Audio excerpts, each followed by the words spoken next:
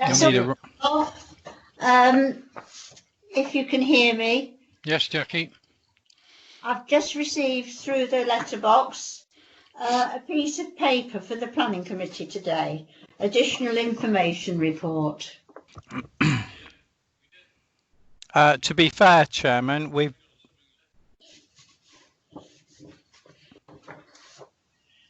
Mr. Chairman, you're muted. Oh, you've been unmuted, I think. No, I've just unmuted myself. Okay. We did get them by electronically, Jackie. That's the hard copy. All right. I haven't had a chance to look at that one, but Sorry, what delayed us a little bit, Robert and I were talking about late papers just before we came back. That's just what we were talking about. Exactly that. We want to make a cut-off date, which we're going to look at trying to implement. Mr. Chairman, before we start back, can I just say on that last item on the agenda, I thought the planning officer, Chris, summed it up extremely well indeed, and I just want to say thank you very much indeed to him. Thank you. Well, I'm sure, hopefully Chris is listening, and he will gratefully accept the compliment, I'm sure, and gracefully. Okay, Naomi, can we do a quick head count, please? Yes, Mr. Chairman. Councillor David Bellamy. Present. Councillor Harish Bisnal Singh. Present. Councillor Helen Crawford. Present. Councillor Phil Dilks. Present. Councillor Mike Exton. Councillor Exton. I'll come back to Councillor Exton. Councillor Mrs. Rosemary Cabery Brown. Yes, here, present. Thank you. Councillor Penny Milnes. Present. Councillor Charmaine Morgan. Charmaine, are you there? It looks from the list of participants that she might currently have the meeting on hold, so I'll come back to her as well. Councillor Robert Reid. Present. Councillor Ian Selby. Yes, present. Councillor Jackie Smith. Present. Councillor Mrs. Judy Smith. Present. And Councillor Bob Adams. Present. I'm just going to go back to those that we didn't receive a response from. Councillor Mike Exton.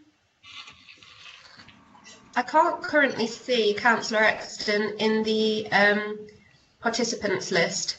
So I wonder if he may have removed himself from the meeting during the adjournment. We'll see if we can try and get him back in. Probably possible he's had a hospital appointment. Sorry? If I may add, probably he may be going to the same meeting than with regards to the parking permit in Stamford. Ah, okay. Thank you. Councillor Morgan? No, we don't currently have Councillor Morgan in the meeting either.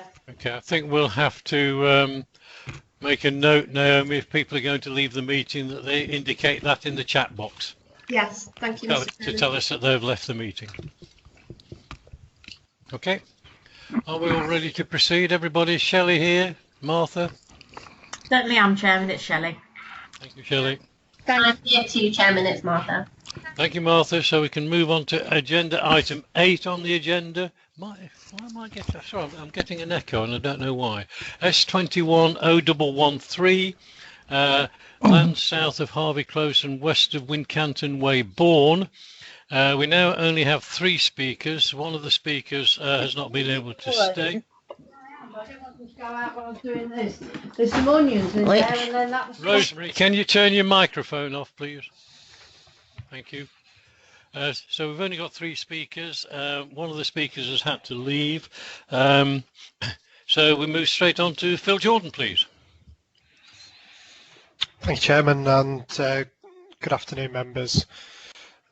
This next application is S210113. It's a reserved matters application for 373 new dwellings, open space and associated infrastructure pursuant to outline consent SK940125, otherwise known as Zone 7 at Elsie Park. The site's located to the south of Harvey Close and west of Wincanton Way, and I'm Phil Jordan, Principal Planning Officer. So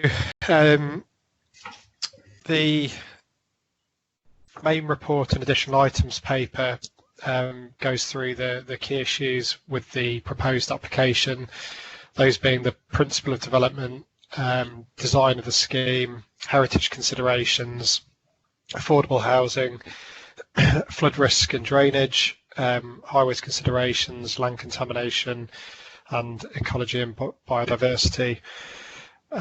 Since the additional items paper has been published, we received an additional written representation that raised issues of it sort of questioned the overall number of houses that were permitted at Elsie Park, and raised concerns around ecology and the retention of Bridge 234.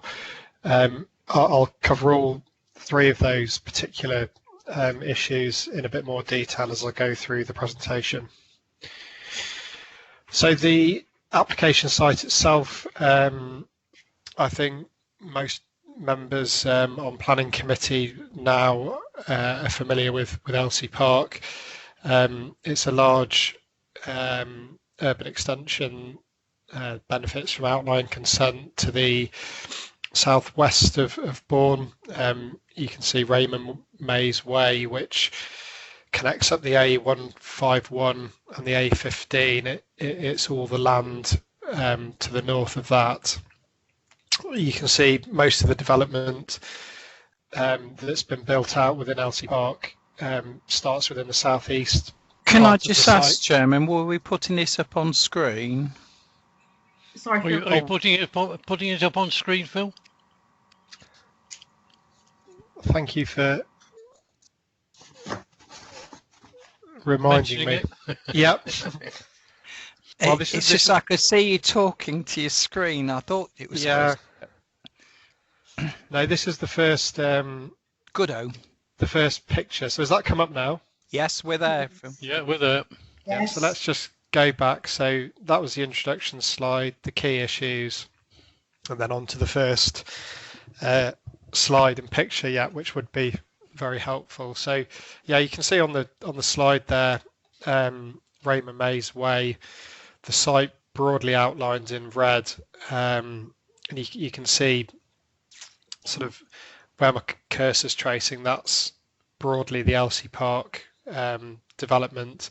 And as I was saying, most of the development that's been built out started within the southeast part of the site, and then there is a small amount, Zone 10, which has been built out in the northwest corner.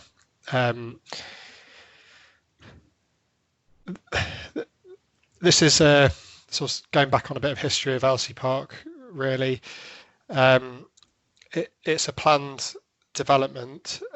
It was originally allocated in the 1995 South Kesteven local plan.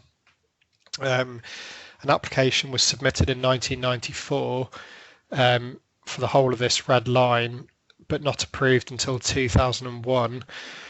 I think the first point that I mentioned within that additional representation, that outline planning permission that the site benefits from, the SK 940125, there's no limits on the overall number of dwellings. I think in earlier versions of the local plan there was mention of 2,000 houses as a sort of a indicative number for that allocation, but the actual planning permission and the outline consent doesn't have any restrictions or caps on the overall number of houses that can be built. What it does do is it divides the site up into 10 zones, and you can see that some of these have been sort of subdivided as the scheme's been developed and built out. As I said, it was very much a planned development, very significant in the context of and the scale of Bourne as a town. If you look at it on an overall map, it almost looks like another, a quarter of the town, really. You've got the town roughly divided into sort of 4 quarters, with the A15 going through the middle, and then the A151 West Road sort of cuts across where that crossroads is in the middle of town, and this although it doesn't take up the whole of that southwest corner, it certainly takes up a large part of it. So it is very significant in the context of Bourne as a town. What it has done is it's delivered a number of infrastructure benefits already. So the primary one really being Raymond Mays Way, which connects up the A151 at West Road with the A15, and these various sort of additional roundabouts then allow access into the site. Other sort of significant infrastructure benefits have been Elsie Park Primary School, which is open, highlighted in the sort of the blue area on this master plan, and then the red area was some additional land that was given over to Bourne Grammar School, and that additional playing field then allowed Bourne Grammar School to build some additional sort of classrooms and a science block within their existing playing field. So there was expansion of both the secondary school and creation of a new primary school. The 3G football pitch, which is shown just to the south of Zone 9, I believe is just about completed now. That's and then there's various other play areas and recreational facilities within and around the site. The sort of, I guess, centre part of the community aspect of the site is the Elsie Park Community Centre, and within that you've got Elsie Park Community Trust, which manage the overall estate, and that's been quite a significant sort of benefit for this development as a whole. And certainly since I've been involved with the planning applications, they've been a significant sort of ally in terms of assisting and commenting on planning applications. And I think as well it's fair to say that there were some sort of mistakes in previous applications where links between various parts of the site were missed, and they've helped sort of facilitate and pick up some of those missed links, and in some cases sort of landscaping improvements to the site as a whole.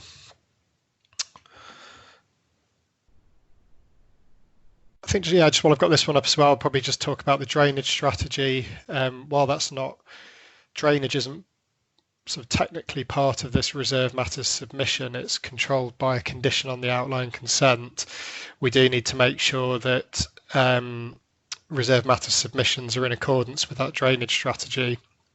So the last two applications we've looked at, zones 8 and 9, whereas their surface water drain to these surface water attenuation ponds to the south of Harvey Close, this current application, zone 7, uses the attenuation pond to the north of zone 6, which controls or limits the amount of discharge before discharging into the Bourne once the water leaves the site.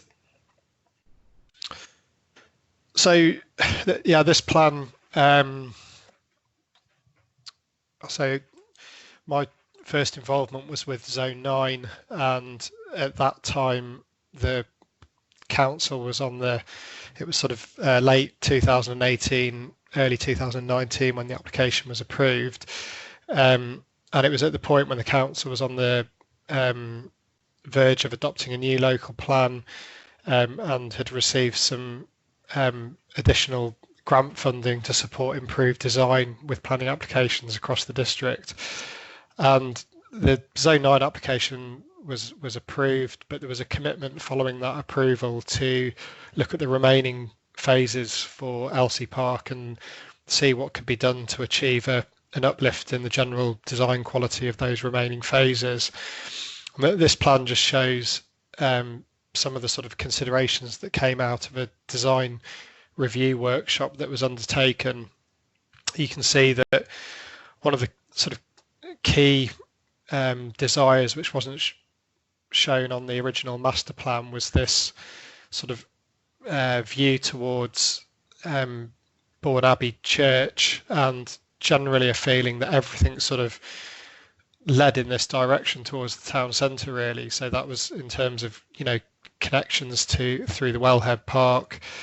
So there were several sort of desire lines of existing development, you know, wanting to head towards the park and head towards the town centre.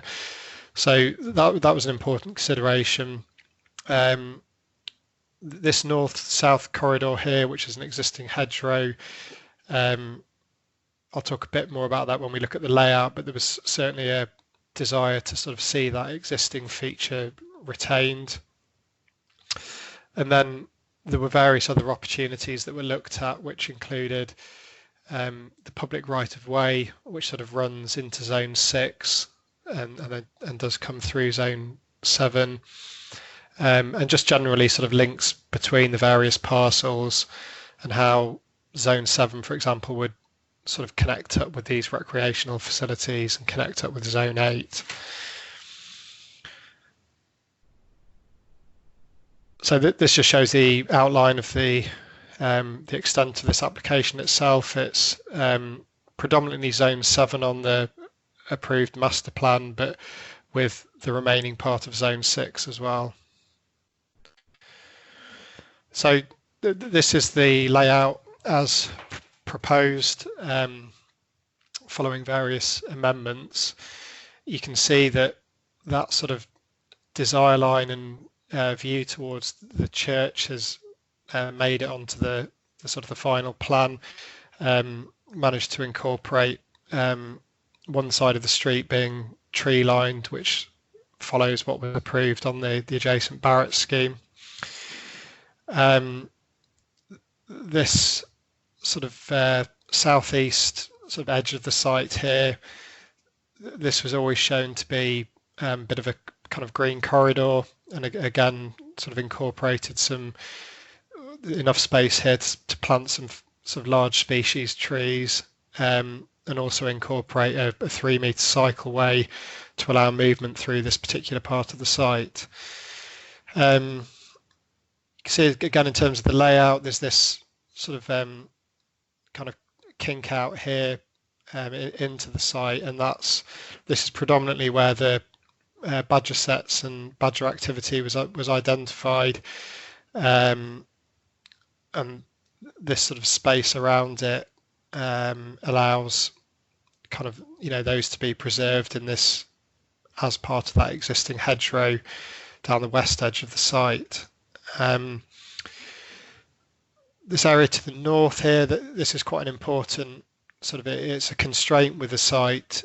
You've got the electricity substation adjacent to Manor Lane, and electricity, sort of high voltage electricity pylons running off that, and you've got restrictions in terms of what can and can't be built in this area, but it does allow sort of movement through it, and so we've linked the site up here with the adjacent Zone 8, with a path that then sort of ultimately links up in this corner with Manor Lane.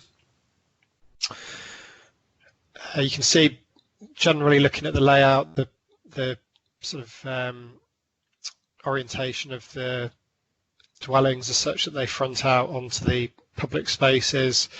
They're aligned to be sort of fairly regular perimeter blocks, which is all sort of good urban design principles. On this sort of eastern edge of the site here, I'll show this in a bit more detail on another slide, but there's a existing public right-of-way that runs sort of adjacent to the site here, but there's a sort of amended the scheme to include a footway that runs within Zone 7, which allows a sort of connectivity between the existing public right-of-way, which goes into Zone 6, and then Manor Lane, which goes on and connects to the wellhead and the town centre. To the south of the site, this is the other sort of real constraint, really. This is outside the red line of the site, but this is the high pressure gas main, and again there's restrictions and there's a buffer distance here, which is why this is this kind of green swathe that is undeveloped that runs across Elsie Park. The Pocket Park and the site of the existing Bridge 234, I'll sort of discuss that in a bit more detail on some other slides. Phil, could I interrupt you there? I omitted to ask members to propose that we continue the meeting over and above the 3 hours. Sorry, Phil, I do probably need to do that now so we're not in breach of the Constitution. Propose there, Chairman. That's Helen. Thank you, Helen. Could I have a seconder, please? Yeah, Councillor Selby. Thank you, Ian. Naomi, we're now legal again. Thank you. Yes. Do you want to do it by voting by exception? If anybody disagrees with it, they can put in the chat box. Yeah, that's that's what we normally do, Naomi. Yeah. Thank you. There's been no comments put in the chat box. Thank you. Okay, sorry about that, Phil. You. That's no problem. So yeah, this just shows the public right of way in a bit more sort of context, really. So what you've got is Bourne Public Right of Way number 3, which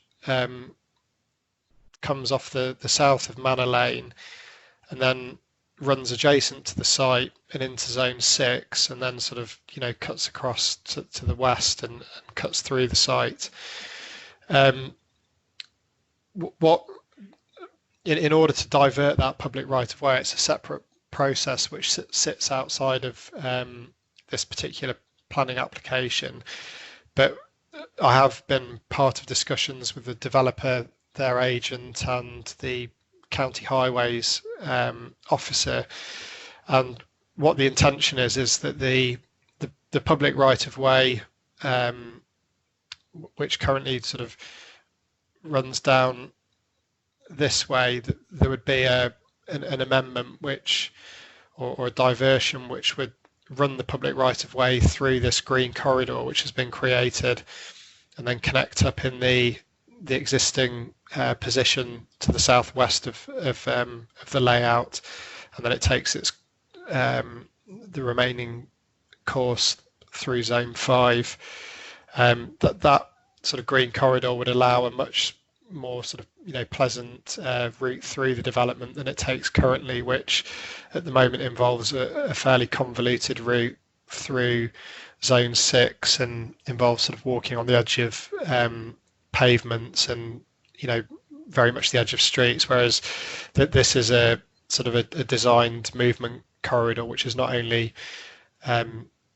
straight and allows a more direct access, as I say, with the trees and the dedicated footpath cycleway. It allows a much more pleasant experience for the users of that footpath as well. The phasing that this is, we talked about this in some detail for the Zone 8 application. Whilst LC Park's divided into 10 larger zones, each zone in its own right is quite significant, and 373 houses won't get built in a particularly short space of time. And so what we've done is we've got the developers to produce a separate phasing plan that just relates to this individual phase, and that then just allows us to control some of the detail or the finer details of the scheme, such as the finished materials of the houses, the detailing on the houses, soft landscaping, hard landscaping, and some of the detail of the public spaces as well. So if you see from this, it's divided into 6 phases, and each phase may take 18 months to 2 years. It's never quite possible to predict how quickly something's going to get built out, but you can see that over, even just within this phase, it could be a significant period of time before the whole scheme's built out. So these are just some street scenes showing the house types as submitted. As I just mentioned, we have got control over the final materials and some of the detailing on those dwellings as well, which would allow a sort of a closer consideration of those when that detail comes forward.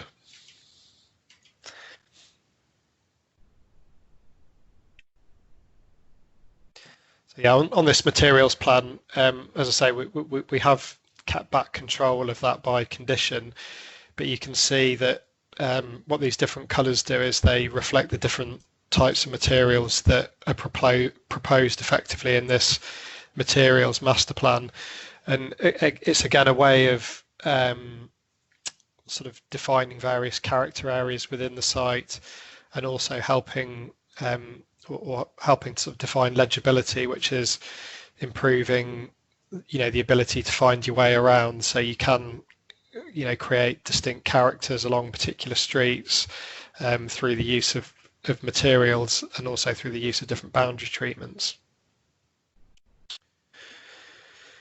So these are just a few pictures of the site. Probably acknowledge Councillor Selby for sending these from a recent visit to the site, taken predominantly in and around the bridge, but some of them do provide some sort of useful views in and around the site as well. So this is looking out to the west from the south of Zone 7, where the bridge is currently located. You can see some of the sort of existing equestrian land within Zone 8, which has just been granted permission, and then the 3G football pitch just in the distance. So these next few are just of the bridge itself, and I'll talk a little bit more about the bridge and how that fits within this particular planning application. So this is sort of on top of the bridge, which was previously a sort of a farm track access that ran across the old railway, looking to the north. And then these are the bridge 234 as it stands in situ. So I just wanted to do a slide, and I know there are sort of speakers who are going to speak in more detail about the bridge, which is within this site and how it sits in the overall context of the application. But I just wanted to sort of cover a few points from a planning perspective and where things have reached in terms of the discussions to date. So the bridge spanned over the former Midland and Great Northern Railway on the Bourne-Saxby line. Shut, I think, in the 50s, so it's not been in use for sort of 60 years or so. I think it's fair to say through the application process there's been significant representation around what's going to happen with the bridge and individuals seeking to retain and restore the bridge. That included a petition with a significant number of signatures on. In planning terms, the bridge isn't listed and it's not subject to any statutory designation. It wasn't referenced at all in the outline consent by condition or within the legal agreement or shown on the original master plan. So there's very limited control currently over the bridge in terms of the ability to insist on its retention.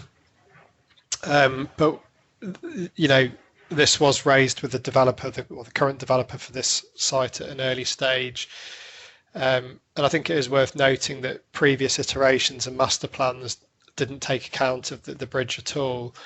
The current developer has carried out a structural survey of the bridge, and I think quite a significant allowance they've made within their proposed plan is they've allowed this open space area around the bridge, and it's a significant amount of space. It's an area that broadly measures 30 metres by 65 metres, so it's about 2,000 square metres, and that has allowed some consideration of what that space is going to look like ultimately, and how that space could be used. As I said earlier, developers that were looking at the site in earlier versions of the plan just had sort of, you know, housing located where the bridge currently stands. So the proposal at the moment is to create this pocket park around the current site of the bridge, and leave a sort of an appropriate tribute to the bridge.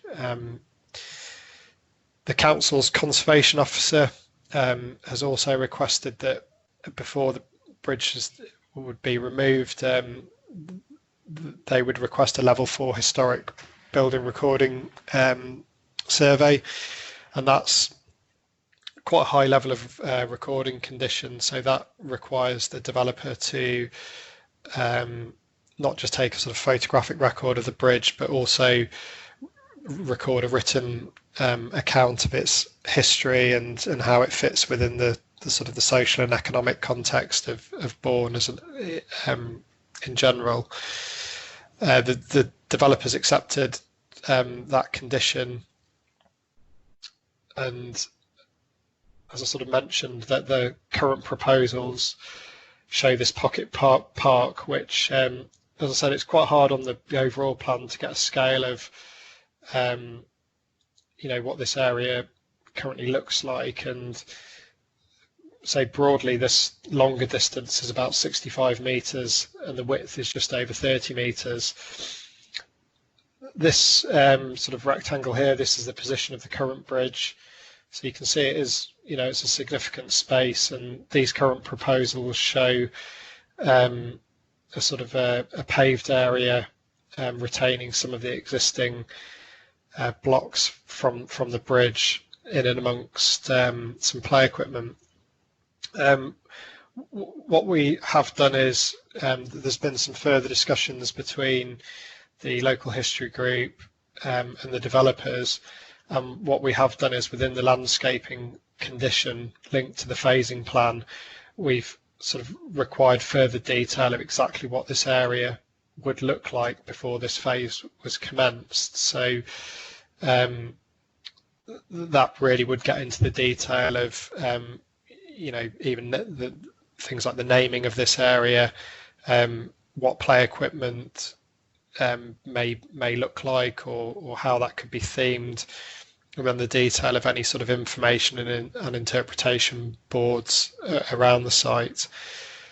I think, yeah, probably, I'm sure there's going to be sort of some debate around this, and before that takes place, I think the last point I'd make on this is that there has been some sort of question and concern around, you know, mixing the sort of tribute to the bridge and a play area, and I don't see any real sort of, you know, merit in that concern. And I think, you know, as I said, this is quite a significant area, and you know, that sort of mix of play equipment and also sort of park features in terms of seating and information boards, it isn't unusual for something that you would get in a public recreation area. And I think, you know, there is the ability to sort of design this appropriately and mix those things together. So yeah, on some of the ecology considerations, again, ecology was considered at the outline stage of the application. Condition 12 on the outline consent required further ecological consideration before each phase was commenced. That was a sensible thing to have done, you know, given the length of time that the wider scheme's taken to build out, and clearly the ecological conditions from 20 years ago have changed to what they are now. So what's been done in this respect, accepting that the principle of development's been established, and the master plan shows the you know, how the housing should be laid out for zone 7, and an updated ecological appraisal has been submitted with this application, and that preliminary ecological appraisal suggests further survey work, and then what's been recommended is condition 7 then requires further survey work, and off the back of that survey work, a biodiversity mitigation and enhancement plan for each phase before development's commenced for that phase. So as I said, zone or phase 6 within this particular development may not happen for 5 years, may not happen for 10 years, and so again the conditions may again be different at that time. So what's been recommended is that before each phase starts, again further survey work at the appropriate times of year would have to be undertaken, and then off the back of that an appropriate biodiversity and mitigation plan put together. Just one sort of point, and this is in the main report and it is worth noting, having said sort of everything as I've said above, site clearance work, so for example the removal of shrub and the removal of trees, it isn't development, and again it's not something that we have planning control over, but again that doesn't mean that there's no control over that at all. There's other statutory legislation which includes the Habitats Regulations and the Wildlife and Country Act, which is primary legislation and sets out responsibilities and law in terms of habitats and protected species. So whilst I think what's been recommended is an appropriate measure of keeping some planning controls over the site in the context of that wider outline consent, but there is that sort of further legislation that the developer and any developer has a legal responsibility to when carrying out works. So really just to sort of summarise everything, the principle of development is established through that outline consent that was granted in 2001. The layout as proposed is in accordance with the principles of the master plan that was approved at that time. The site, when looked at as a whole, as submitted, is considered to be of a good design. It's well connected both within the site and to its surroundings. There's been extensive pre-app discussions with this particular developer and prior to this current developer being involved, and as I mentioned earlier, that involved an open review of the wider remaining scheme, attending a design pad, and those have resulted in sort of further significant improvements to the design of this scheme as a whole. The phasing plan, that's important, and that gives us an additional layer of control over the time that this particular phase would get taken to build out. The ecological considerations I've just covered on a separate slide. Surface water, again, as I said, it's not strictly a reserve matter that's something we're determining today as part of this application, but detail has been submitted that shows this layout, and the proposals are in accordance with the previously approved surface water drainage strategy. Bridge 234, again, I've sort of covered that in a bit more detail separately, and it's considered that in the context of the overall scheme that the plans that are currently proposed are appropriate, but there is a recommended condition that allows further consideration of the detail of that pocket park area. So the recommendation is that the application's approved, subject to the conditions. It says there the main report, but it should read the additional items paper, which provided an update to some of the conditions. Thank you, Chairman, and happy to take any questions if there are any. Thank you, Phil, for a comprehensive update on this one. Before we go on to questions, we have 3 speakers. First one is Steve Giolari. I'm sorry if I pronounced that wrongly. I'll say Steve. That's going to be the easiest, isn't it? Floor's yours, Steve. Okay. I would like to say thank you to Bellway for acknowledging the importance of Bourne's railway heritage, especially the significance of Bridge 234. I would like to begin with Bellway's plans to have a historical piece centred within a children's play area. We feel this would not be appropriate as it would not be safeguarding our children and, in light of recent news, the mothers of the children. Also, with the instant upload of photographs to social media, it would not be safeguarding the visitors who could be deemed out of place.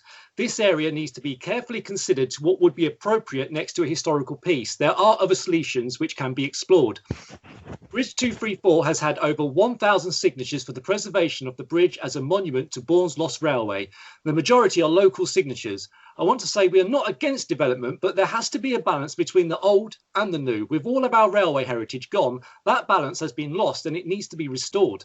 Bridge 234 has also received the vast majority of the nominations in the emerging Bourne Parish Neighbourhood Plan. A similar emerging neighbourhood plan has been successfully used by the Town Council in Market Deeping, demonstrating its significance in the planning development.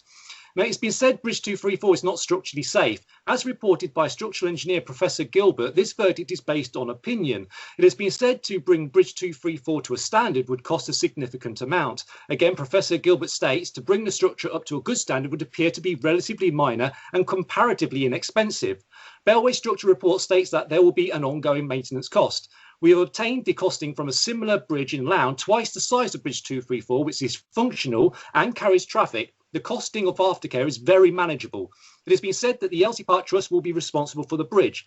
However, the Trust can refuse the responsibility of the bridge because it's not within the Section 106 agreement. There are many other organisations who could take on the responsibility of the bridge. Now, it's been said that the Bridge 234 would encourage ASB. 20 years since the beginning of Elsie Park, only 22 bags of rubbish have recently been collected. Now, this littering could have been avoided had there been a proper bin placed within the vicinity on the public right-of-way, and also by opening a channel of communication with the youth who have used the bridge over the years. Now, it's also been said that the arches of Bridge 234 would encourage antisocial behaviour. Now, a simple solution would be to gate the arches, as already done by the Lincolnshire Wildlife Trust for Toft Tunnel. Now, properly looked after, Bridge 234 and its surrounding area could be a real asset to the town, just like the Trinity Bridge in Crowland. I would ask the committee and Bellway Homes please not to remove the tombstone to Bourne's lost railway. The community of Bourne's view is very clear to preserve Bridge 234. Furthermore, the preservation of this wonderful reminder of our railway can be realistically achieved. Thank you. Thank you, Steve. Can we move on to John O'Brough, please, who will be speaking for the application? Is Mr. Brough there, please? Hello, yes, I am here. Thank you, John O. The floor's yours. Yes, good afternoon, Mr. Chairman, councillors, ladies and gents. I became a director with the Trust 9 years ago. I've served the last 6 years as the chairman of the Trust. Throughout my tenure, I've always had the best interest of residents at the forefront of my thinking. The Trust have consulted extensively with Bellway regarding their plans, and I'm delighted to confirm that they have listened to our suggestions and taken them on board. These improvements will directly benefit residents of Elsie Park and the wider community. Their plans will complete some of much needed pedestrian and cycleway links, including footpath number 3, which will benefit many residents of Bourne. Following discussions with both Bellway and Kia, I've been able to obtain commitment from both parties for the early provision of the Wincanton Way to Manor Lane Path. This has been a source of discontent for many years, and it is great that the people of Bourne have endured their final muddy walk through this area. The plans for Zone 7 complete other vital pedestrian and vehicular links within Zone 6 and 8. The public open space that has been designed is in keeping with the rest of the development, and the pump track that is being provided will be a great new addition to the town. Whilst it is not on the scale of Bourne Dimension skate park plans, I'm certain it will be highly welcomed by many children within Bourne. I'm aware that Bridge 234 has become a contentious issue. I'm also aware of the contrasting approach that Bellway are taking compared to Persimmon.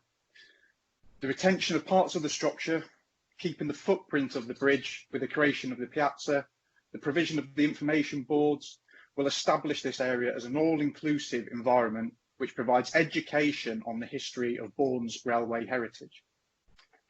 I'm also aware of the petition that has received little over 1,000 votes. This petition has had national exposure amongst railway enthusiast groups, so it's not really reflective of the people of Bourne, and the comments that have been posted do corroborate this. The bridge is not of historical significance. It was built as an occupation bridge on private land to enable the farmer to access either side of their farmland. A structure of this type within a modern housing development is not appropriate, and the suggestions for how it could be incorporated are illogical. Additionally, the cost of maintaining the structure is unknown. Its retention was never part of the Section 106, nor was it accounted for when setting the yearly payment. Until recently, it has been adorned by racist and anti-Semitic graffiti, not to mention significant amounts of litter. This isn't something Bourne should be proud of, and why is it only now that the bridge is important to some people? There are no concerns regarding flooding. The area is currently barely passable due to the lack of drainage and attenuation ponds that will contribute to the overall drainage system. And not. Sorry, I'll stop there. Are you virtually finished? I've got one paragraph left to say. How long will it take you? A few seconds. Go on then. So regarding the drainage, if you look at the AGP, there is no issues with drainage in a properly managed system. In summary, the Trust are in full support of the plans proposed by Bellway. They represent the best possible outcome for the residents of Elsie Park and the wider community of Bourne. The pedestrian links will provide safe passage for people of all abilities, and the provision of unique recreational and educational facilities are highly welcome. I'm happy to take any questions you may have. Thank you. Thank you for that, Jono. We don't ask questions of public speakers, Jono, thank you. But the Vice Chairman has asked if I will ask a question of the previous speaker, Steve Giulari. I hope I've got that right. Can you tell me what the question is, Judy, please? Vice Chairman.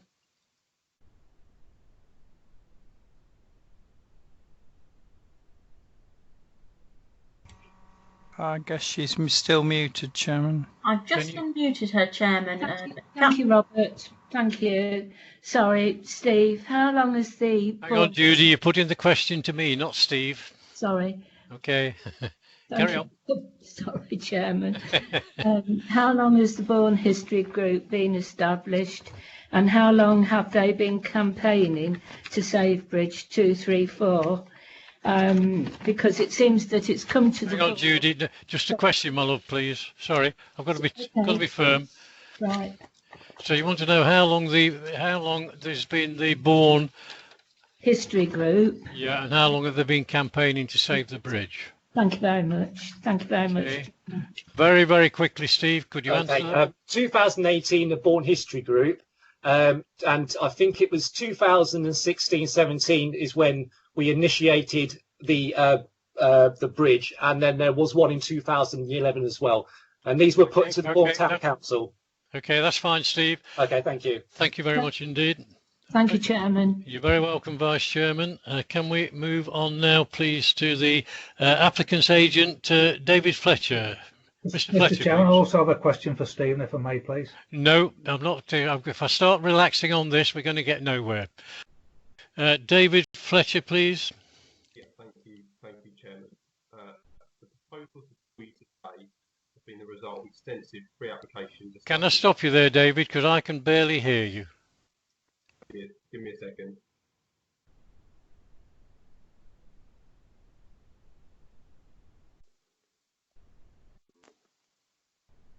Is that any better?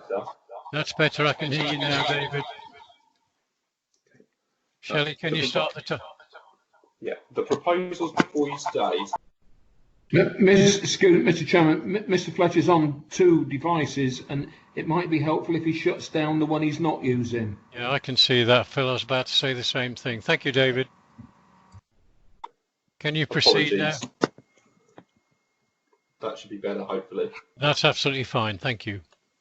The proposals before you today have been the result of extensive pre-application discussions with your officers. In the autumn of 2020, we entered into a planning performance agreement with South Kesteven District Council and had regular weekly meetings with your planning officer, urban design officer, landscape consultant and the highway authority prior to the submission of the planning application. This resulted in a number of positive design and layout changes to the scheme. In addition, we also had several meetings with the Elsie Park Community Trust, and we met with Bourne Town Council prior to the submission of the application. We also sought to undertake detailed consultation with the local community, and the proposals have sought to respond positively to these discussions. The changes we incorporated including the provision for a pump track to the north of the site for older children, and also seeking to shape the southern area of open space with provision for play for both toddlers and younger children. In addition, we are also proposing a new footpath link along the south-east boundary of the site, which will then link north into Bourne Town Centre. We fully recognise that there are some in the community who feel strongly about the future of Historic Bridge 234. We have always been upfront that from day one we were not able to retain the bridge in its entirety. Our structural survey revealed that the bridge is not structurally safe, and no repairs or maintenance have been conducted for 60 years since its use ceased. In this regard, the location of the open space to the south of the site was chosen so that it reflects the current location of the bridge. We intend to design this area sensitively to mark and celebrate the location of the bridge. This is proposed to include the following. Firstly, play spaces for toddlers and other children with railway themed equipment. Secondly, naming the park Charles Stansfield Wilson after the Victorian engineer who supervised the civil works on the railway line from Bourne to Saxby. Third, provision of a paved piazza to mark the exact location of the bridge. And fourthly, reuse of other materials from the bridge where possible to create other features within the open space to be secured under planning condition. We are also fully supportive of condition 2, which requires a level 4 historic building record to be undertaken, and we are proposing an information board within the open space to mark the historical context of the bridge. We are also fully supportive of the recommended planning conditions as set out by the planning officer, including a phase scheme for biodiversity mitigation and enhancement under condition 7.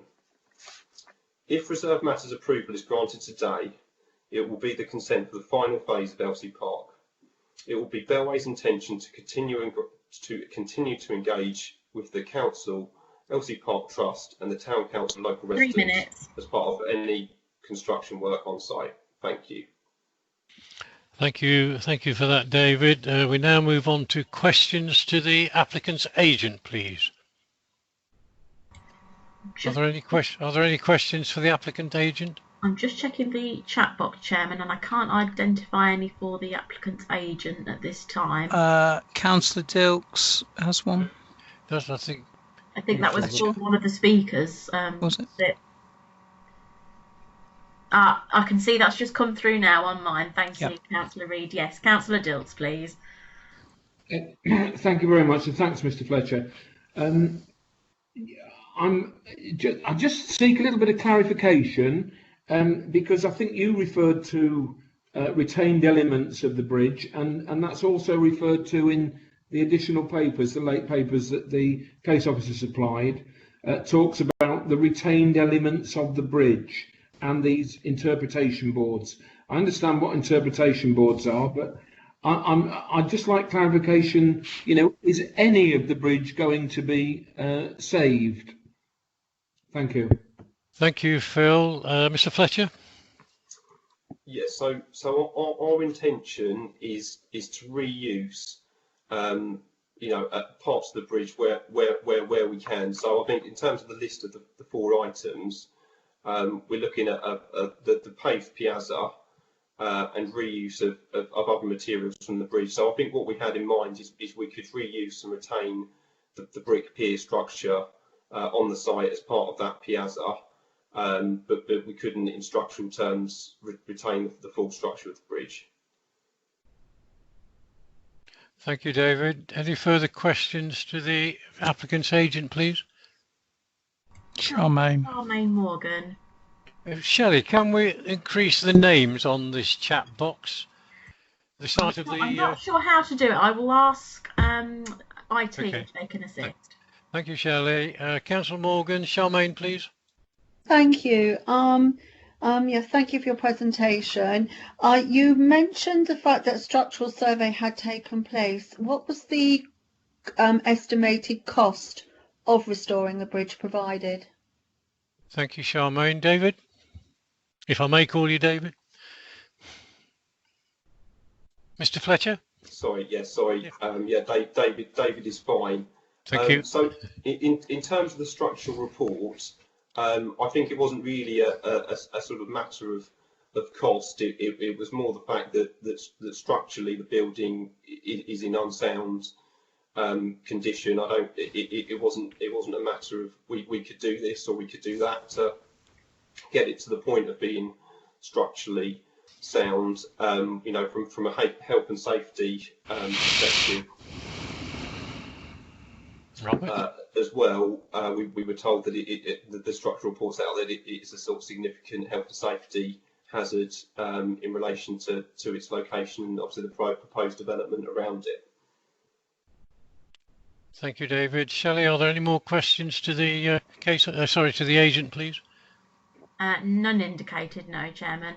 Can we then move on to questions to the case officer, please? Shelley? Yes, I'm just checking the chat box and it looks like Councillor Ian Selby was the first to indicate. Thank you. Councillor Selby. Ian, please. And also, with respect, Mr. Chairman, you should allow me a question to Stephen. You've allowed 2 questions to the agent. I'm entitled to ask a question by yourself to Stephen, but I've got questions for the case officer as well. How would you like to proceed, Mr. Chairman? Just tell me what your question is to Stephen, please, and then I'll decide where we go with it. Okay, thank you very much. First of all, thank him for his speech. In our agenda packet says the developer carried out a survey which concluded that the bridge is structurally unsafe, and we've heard that from the developer. However, Stephen has sent all members of the planning committee information with regarding a structural appraisal by a gentleman called Matthew Gilbert. I would like to know how qualified Mr. Gilbert is in making a structural appraisal, and what would Mr. Gilbert's assessment be of the developer saying that the bridge is structurally not safe? Thank you. Okay, I don't know whether Mr. Gilliar is qualified to answer that question. I believe he is. I've got an email from Mr. Gilbert himself because we thought this question might come up. So Professor Gilbert was only made aware of the situation with the bridge late last week and made his comments on the basis of the information contained in the report. But we want to talk about what he is. So we don't. Sorry, I'm sorry. We've got to be careful here in letting this come forward. I'm not being difficult, Ian. Oh, okay. But I don't.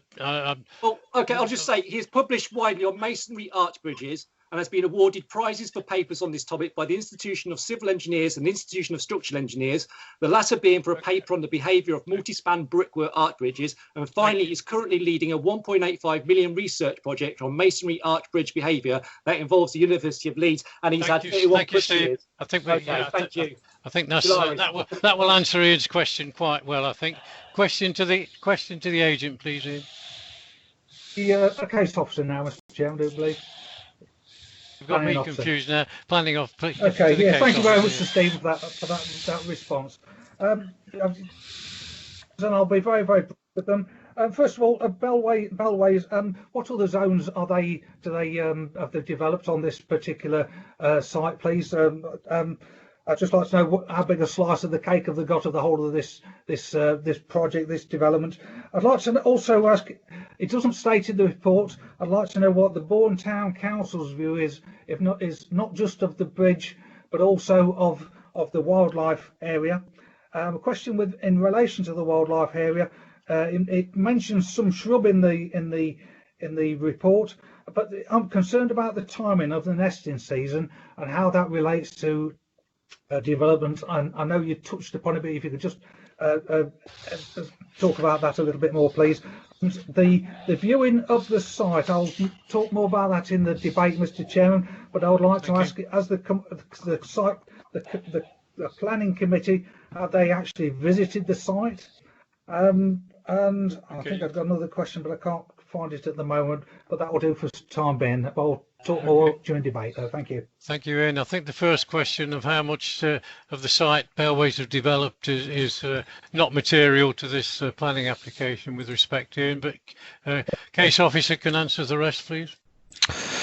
Yeah, I mean, the first point, I think you're right, it's not a material consideration, but I can answer it in any case, and this would be Bellways' first, Bellways East Midlands first application on this, or any part of Elsie Park, so okay, thank you. They haven't got any other previous parts within it. In terms of the Town Council response, that is detailed in the additional items paper. I can just read that out. It says, Bourne Town Council have no objections to the proposed reserve matters application, but as a Town Council we would encourage Bellway to continue and increase discussions with interested groups to see if a resolution can be found to general satisfaction. So I think on that point, condition 5 was updated, which condition 5.8 requires, or it allows, sort of finer details of that pocket park to be secured. So that was what led to the updating of that particular condition. In terms of the ecology, I think, yeah, there is work to do from the developer in respect of ecology, and you're right to say that has to take place at different times of the year, and could have to take place a number of times depending when each particular phase comes forward within this development. So looking at condition 7, the preliminary ecological appraisal recommended further sort of survey work around reptiles, badgers, which are along that western hedgerow, bats, breeding birds, and great crested newts. And so each one of those will have a particular time of year when there's optimum conditions that can be done, and that will then inform a sort of a strategy for how any clearance work's carried out and any potential compensatory habitats which are required by the developer.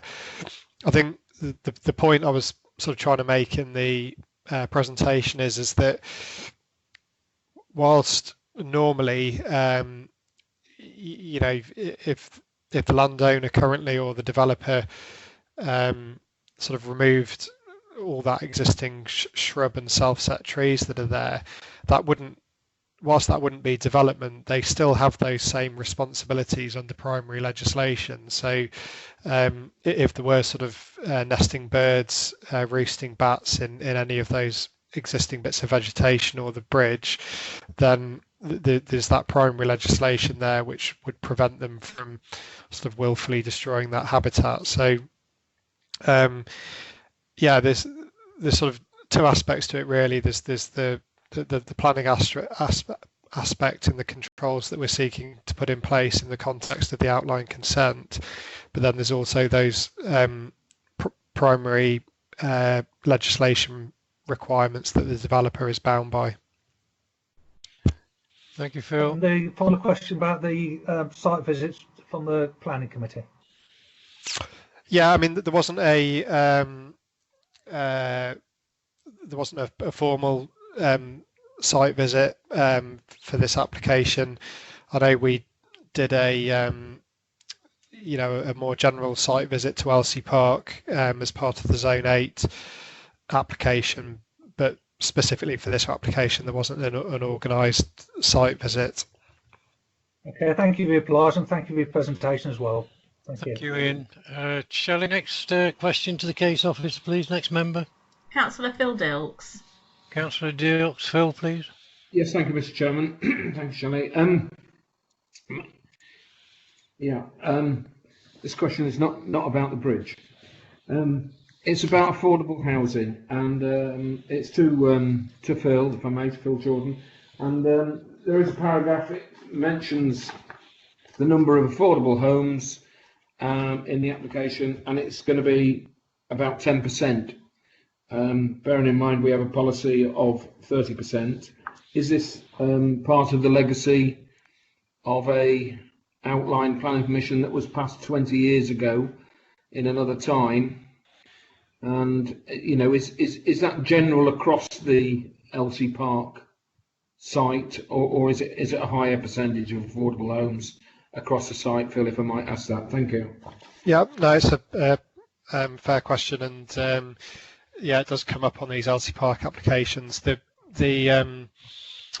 quantity of affordable housing is secured by the legal agreement, which was signed back in 2001, and it is a bit unusual in the case of LC Park in that it doesn't specify a percentage; it specifies an amount of land that needs to be provided for affordable housing in each phase. For Zone 7, it's 1.5 hectares, and so that land has been provided, and it does broadly equate to about 10% when you translate that into you know, sort of a percentage figure. So that there isn't really anything we can do reasonably to require that to be any greater. But what we do is check the location of the affordable housing, and there were some amendments made during the application process to better distribute that around the site, and then also some sort of finer detail around what the actual tenure mix and the size of the properties would be, and that was all done in sort of communication with the council's affordable housing officer before an agreement was reached. Thank you both, Phils. Yes, I appreciate the answer. Thank you, Phil. You reminded me. But can I just ask, and you may not be able to answer this, I appreciate that, what happened 20 years ago, but was that in line when we went for an amount of land rather than a percentage? At the time, I don't know if you know, but you know, what was the requirement then for affordable housing generally across South Kesterton? What was our policy? Do you know? I guess it's 20 years ago. Affordable housing wasn't even mentioned. Yeah, I don't know without looking back on the 1995 local plan. If you give me a minute, and you know, I can probably put something in the chat box. But again, it would have been subject, like a lot of these large sites, to, you know, potentially negotiation and viability assessments at that time. And you know, you consider that, I think, well, certainly the big infrastructure provision on this site was that link road between the 151 and the A15, which would have been a very significant cost, as well as the construction of the community centre, the construction of the school. So that, you know, that could have informed, you know what the sort of the viability of the overall scheme was. But yeah, I'll try and dig out a 1995 local plan and see it's just out of interest, see if I can put that in the chat box, if it would help. It's out of interest, and thank you for that. I don't want to hold the job up in any way. I think we all remember, or those of us that was around 20 years ago remember or 15 many years ago, remember I dubbed it the road to nowhere, because there was a dispute over it, wasn't there, and who was going to build the school and all that. Okay, Phil. Thank you for that. And it might be interesting for all of us to know what the answer to the other question was, Phil. Chairman, yeah, thank you. Okay, Shelley, next member to question with a question to Phil Jordan, please. Councillor Robert Reid. Councillor Reid, Robert, please. Thank you very much, Mr. Chairman. My question is is around connectivity and the potential diversion of the footpath that will link from Zone 6 and then through Zone 7 to Bourne. As we know, a pedestrian right-of-way is not a footpath, and Zone 6 was developed by Kia. Zone 7, the application before us, is by Bellway. And I need him to confirm that this diversion order, albeit thought to be rather a good idea through the Green Corridor, that there is an arrangement in place for the cost and the outbuild of this link, because I do not want a Bourne Heights / West Road scenario to ever happen again. Can he please confirm that these arrangements are in place so that this will not happen? Thank you. Thank you, Robert. Phil?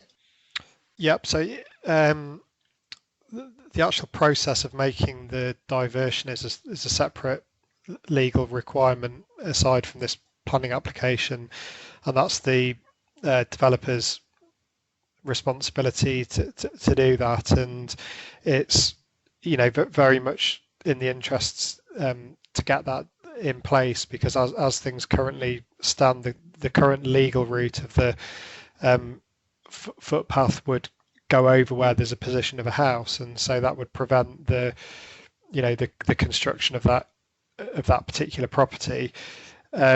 The route where the diversion is proposed to go is the route that's been planned, and as that principal route has been agreed and discussed with Lincolnshire County Council, and that is the favoured route for the diversion and would allow all those connections to take place that you've discussed. And again, the costs of actually putting in the appropriate surface and constructing that footway and any lighting requirements that may be required if it was adopted, that would be the responsibility of the developer as well. Can I have a point of clarification? Yep.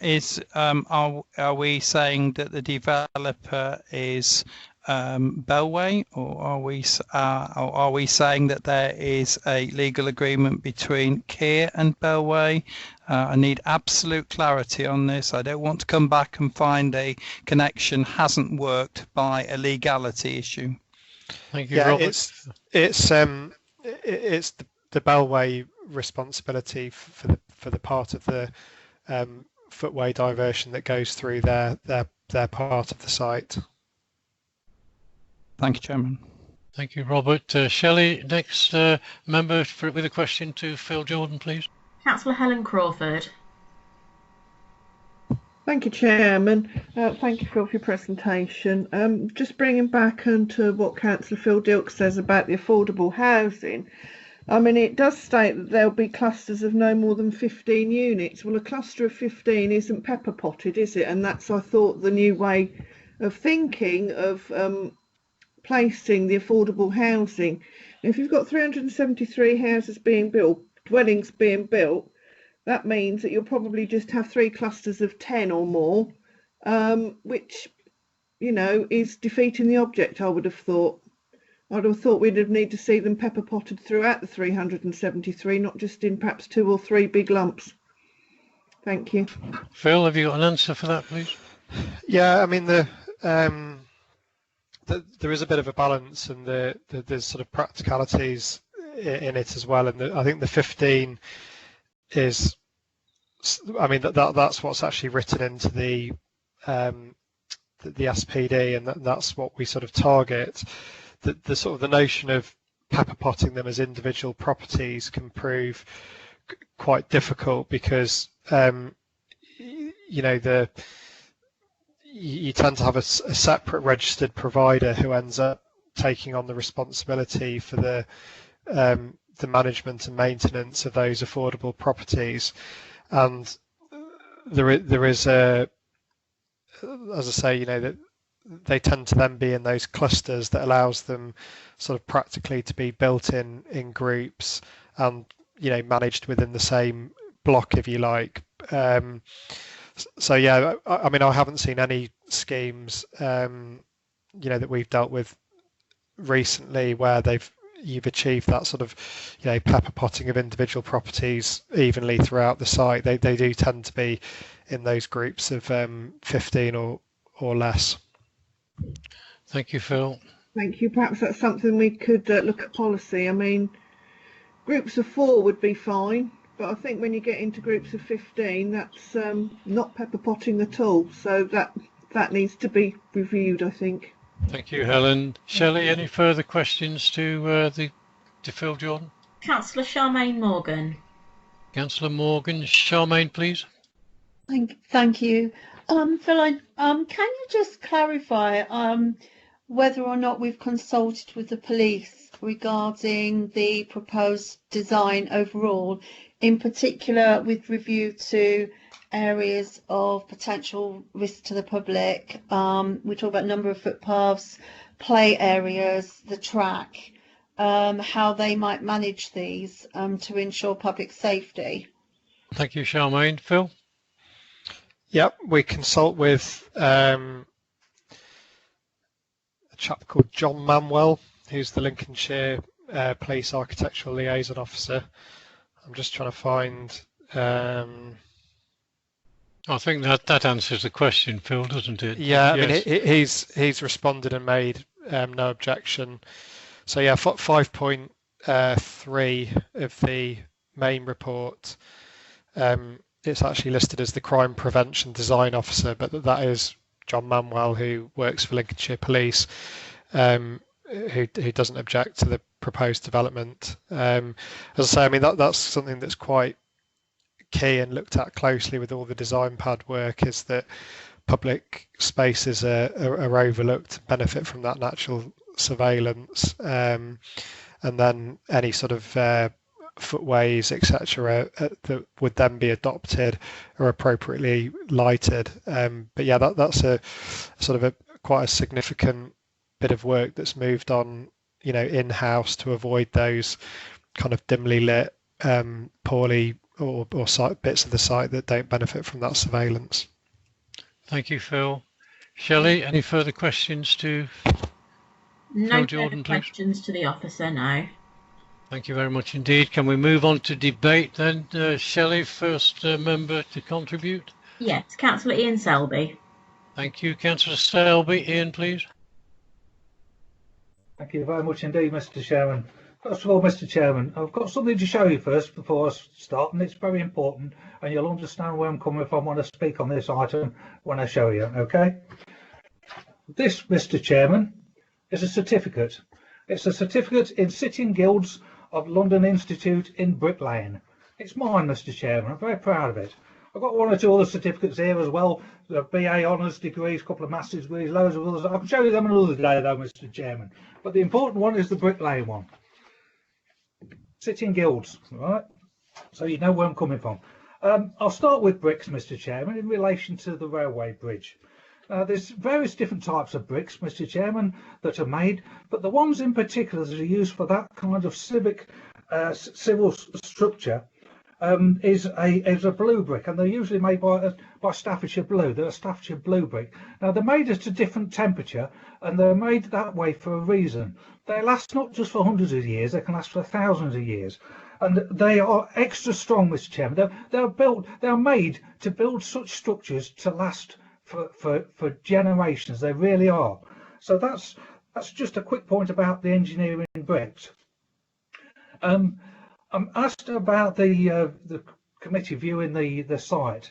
Now, I took it upon myself, Mr. Chairman, to go and have a look at this bridge. Heard so much about it in the news. I thought, well, what's all the fuss about? Let's go and find out. So yeah, I went and had a look. And when I got there, Mr. Chairman, I have to say my opinion of this bridge, bearing in mind that I know a nice piece of brickwork when I see it, say qualified to speak on this, that bridge, in my view, is absolutely magnificent. It's a wonderful, wonderful bridge. It's part of our history. And to hear that it's not of historical significance, I'm astounded to hear that. I mean, we have to ask ourselves, Mr. Chairman, talking about heritage and in relation to this application, you know, talk about our culture, our history. Why are we British? Why am I proud to be British? Because we have a history. We have things like this bridge that other countries just do not have. They don't have our heritage, our culture, because I say I'm so proud to be British because we have such structures like this.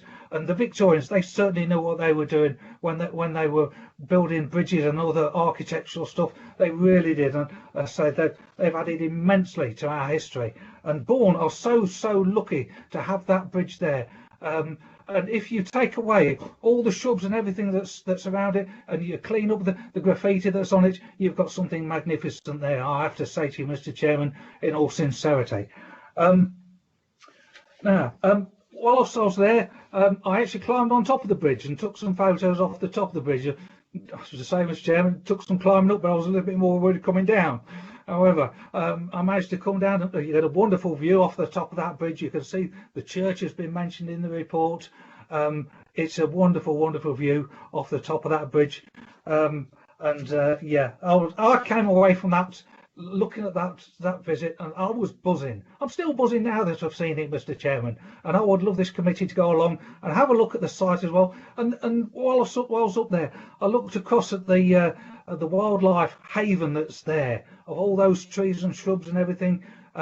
It was a best site visit I've ever had on my own, Mr. Chairman, and I'm going to propose that the committee have a site visit on this, Mr. Chairman. I hope somebody will support me, and I hope I'm not in the minority on my views on this bridge. But there really is a wildlife haven there,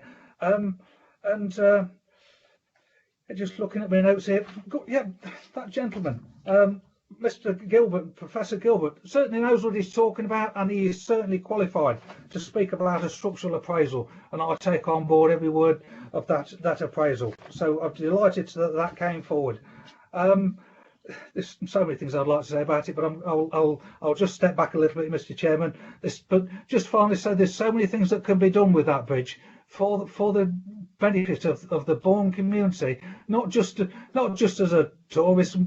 You could incorporate shops around it. You could use this community aspect to it. There's all sorts you could do with a little bit of imagination, a bit of creativity, and something needs to be looked at. So there needs to be a group of people looking at that and saying, look, how best can we use this for the Bourne community, because it really is fabulous. Thank you, Mr. Chairman. I'm proposing a site visit, Mr. Chairman, and I hope I'll get a seconder. Thank you. Thank you, Councillor Selby. Next in the debate, please, Shelley. Councillor Robert Reid. Councillor Reid. Robert, please. Thank you very much, Mr. Chairman. The consultation, I'd like to say, as one of the 3 ward members, I feel has been extensive. It includes Bourne Town Council, which is in the report, the Neighbourhood Planning Group, Elsie Park. We've had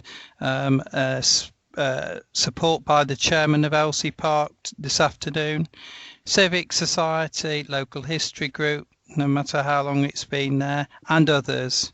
There's been last-minute concerns by a previous ex-councillor that was in the ward, and those have been addressed within the presentation. Local drainage appraisals have been made. The local MP, Gareth Davis, and indeed Council Leader Callum Cook have all been involved in the last development, and indeed any consideration for Bridge 234. I feel that the developer has made a sincere effort, and you can be seen from the design pad and from the developments within this application that it has had shaping by local feedback, and there is within the report an ability and for some of the bricks that are worthy of saving to be retained for any other suitable situations put forward. This application is the last zone to be developed, And the journey, let's take this. I've been involved for the last 6 years. I have been involved since Zone 6, and indeed when the cycle and footways didn't connect very well. I'd like to say that both the planning officers and indeed design have taken into account in all future zones which have rolled out since then, namely we started 6, then 9, then 10A, 10B, 8 and now 7, and I've made sure and I've asked the questions to make sure that there is connectivity and that the public rights of way, footpaths and cycleways will in fact be done in a proper manner, and that they will connect to the town. It's so desperately important that this is made. There has been effort along the way made to drill down into all connections, particularly through ward members, Elsie Park Trust, the Town Council. They've all worked hard, and indeed the application shows many improvements. And indeed there is a recollection and an undertaking that the memorial of Bridge 234 conditions with the Lincolnshire History Building Records will be there as well. I have to say there is a perfect example for those of us with local knowledge of a similar bridge, virtually absolutely the same, between Toft and Lound. So I therefore turn to the sustainability, and indeed these zones that are going to be finally built out will be part of the Elsie Park Trust, and indeed there will be there would be a financial, in my opinion, unsustainable situation with this bridge that would finally end up just in the middle of the housing development. There's no other way to put it. I think everybody has worked really hard on actually searching for ways and diversifications in the way that the Bridge 234's memory can be retained, recorded, and anything suitable, there is an undertaking, will be looked at by Bellway. They have gone far beyond that of many other developers that have built out at Elsie Park to actually make a sustainable and indeed a really nice place to live. And I think looking at this, it will complement the cessation of the master plan of Elsie Park, and I therefore make a proposition that we accept this with the conditions. I'm quite satisfied historically what's in there. I'm now assured by officers that the connectivity is there, and indeed, let's be honest, the usage of Bridge 234's materials has been conditioned to be at the end of the project, so that if anything else suitable comes forward, they have undertaken to appraise what might be thought. Thank you very much, and I look for a seconder. Thank you, Robert. Further, Judy Smith has seconded that. Thank you, Judy. Do we have any further speakers, please, Shelley? Yes, Councillor Phil Dilks. Councillor Dilks, Phil, please. Yeah, thank you, Mr. Chairman. I was just going to say I was going to raise a point of order there because I respect Robert's proposal, but we already had a proposal.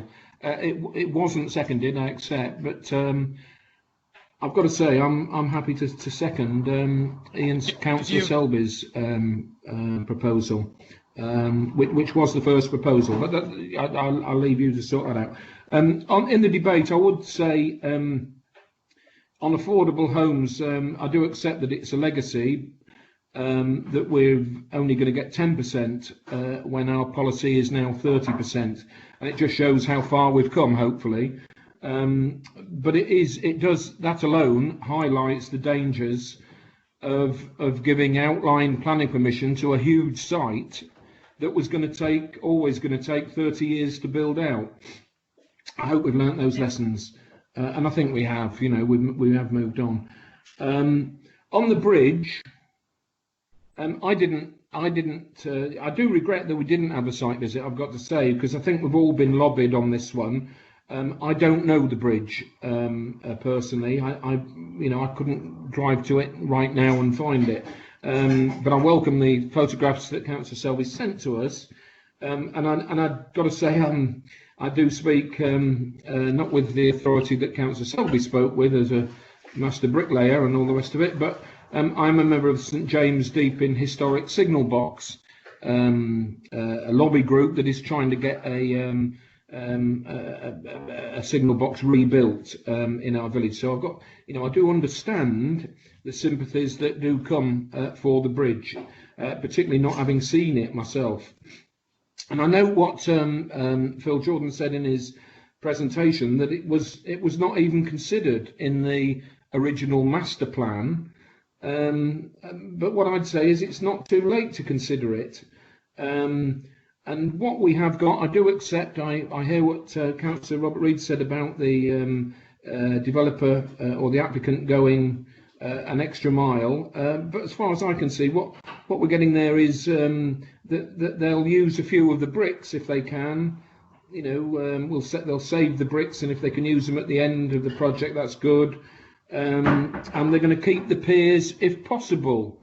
Well, if the survey, I would have expected that their survey, if it was a proper survey, as we were led to believe, I would have expected the survey would have been able to tell them whether or not the piers were savable or not. And I worry that we're going to get halfway through the build of the houses, and we're going to find out, oh, it wasn't, sorry, we couldn't save any of it, we couldn't save the piers. Now, that's not a reflection on Bellway. I hope they wouldn't do that to us. I would just say, Phil Jordan did mention that there's no protection, which is right, no historic protection, no formal protection as a heritage site of the bridge. But I do point out on page 132 that Bourne Civic Society objects to the removal of the bridge, and they're the local society, so we'd perhaps expect that. But also the paragraph below says that the Ancient Monument Society object to the loss of the bridge and request that it's restored and incorporated within the park itself, and would make a special historic feature as part of the local bike lane and pedestrian network. I do hear what the applicant says, and what Councillor Reid and others have said, that it may not be possible to save it. I do hear that, but as a member of the Planning Authority, I haven't looked at it, and I'm unhappy to sort of go ahead with the destruction of the bridge without at least going and having a look at it. And whilst I hear about the sort of pride in the memorial to the bridge, and we're going to have a park that's going to have some kids' railway engines in it or whatever it is, I've got to say the best memorial to the bridge is the bridge itself. To see if it is just possible to sort of retain it, or even some of it. I don't, it might be possible to do this. So having said all that, and actually, one last thing, if I may just say this, my wife's father, he was a bricklayer, Councillor Selby, and we used, when he was in his dotage, we used to take him on a Sunday afternoon drive around South Wales, which is where he was from, and we would have to stop at all the railway bridges, because he would get out and he'd say, "I built this one." And he was very proud of it. So people are proud of railway heritage in these things, even the bridges. I'll stop there, Mr. Chairman, but I actually do second Councillor Selby's proposition. Thank you. Thank you, Phil. I noticed one or two people have got the microphones on that aren't speaking. That does generate background noise. Could I respectfully request that people not speaking to the microphone turn them off, please? Shelley, who's next to speak in the debate, please? Councillor Charmaine Morgan. Councillor Morgan, Charmaine, please. Thank you very much, and thank you to everyone for your comments. I think my first comment would be that all of the comments made by Councillor Reid regarding the work that's gone into this application are noted and appreciated. However, I feel that the key issues which to me seem to be emerging are the bridge, and in fact we haven't particularly mentioned it much, but the environmental impact. Actually, Councillor Selby referred to the wildlife area, which I think is a very good title description of the area otherwise described as scrub with a few trees pretty much if we look at the report. First of all, with regards to our own policy, if I draw us to the local plan and what it actually says about Bourne, we are all aware of the ongoing development at Elsie Park, but even with that in mind, in the most recent draft of our plan, we've stated that the plan will preserve and enhance, where possible, Bourne's defining assets, including the heritage assets and green spaces. Now, I think if you're looking at Bourne, we are to come across a situation where we have to make a key decision. I think this may be it, where we're both looking at a heritage asset under threat and also a wildlife habitat green space. Now, everyone's been listing their qualifications. I have been a member of Earthwatch UK and actually undertaken research in the Mexican rainforest in my time. If there's one thing I understand about ecology and the importance of it, is removing land, tearing it all up, and then sticking a few new trees and plants and bushes and hoping you'll get back the same thing. It is not the same as retaining centuries or even decades of wildlife habitat.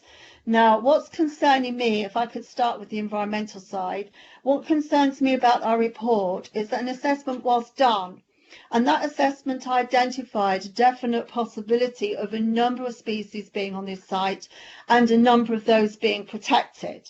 What we seem to be saying, though, if we look at the report, is at some point in the future, we are going to rely on the developer and the builders on site to go through in stages and identify where they come across this wildlife and the habitat that they will, well, they're going to destroy the habitat. They will have to in order to do the development.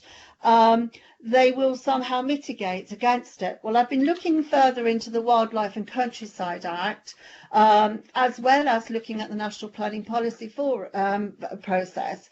First of all, actually it is a planning matter, the environment. If it weren't, we wouldn't have an entire chapter entitled Conserving and Enhancing the Natural Environment. It's very much a planning matter. It's not something that we're just relying on other acts.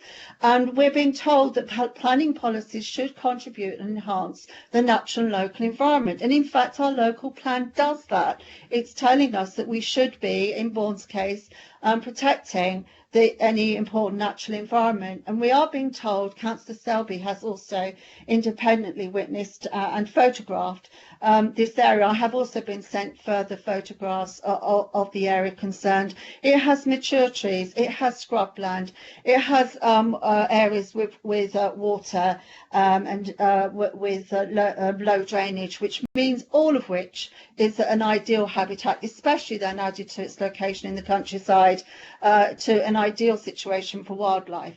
My concern is that we are putting the cart before the horse. We don't yet know what's there, and we're being asked to prove today something we don't know about. So I'd be proposing a deferral on that alone.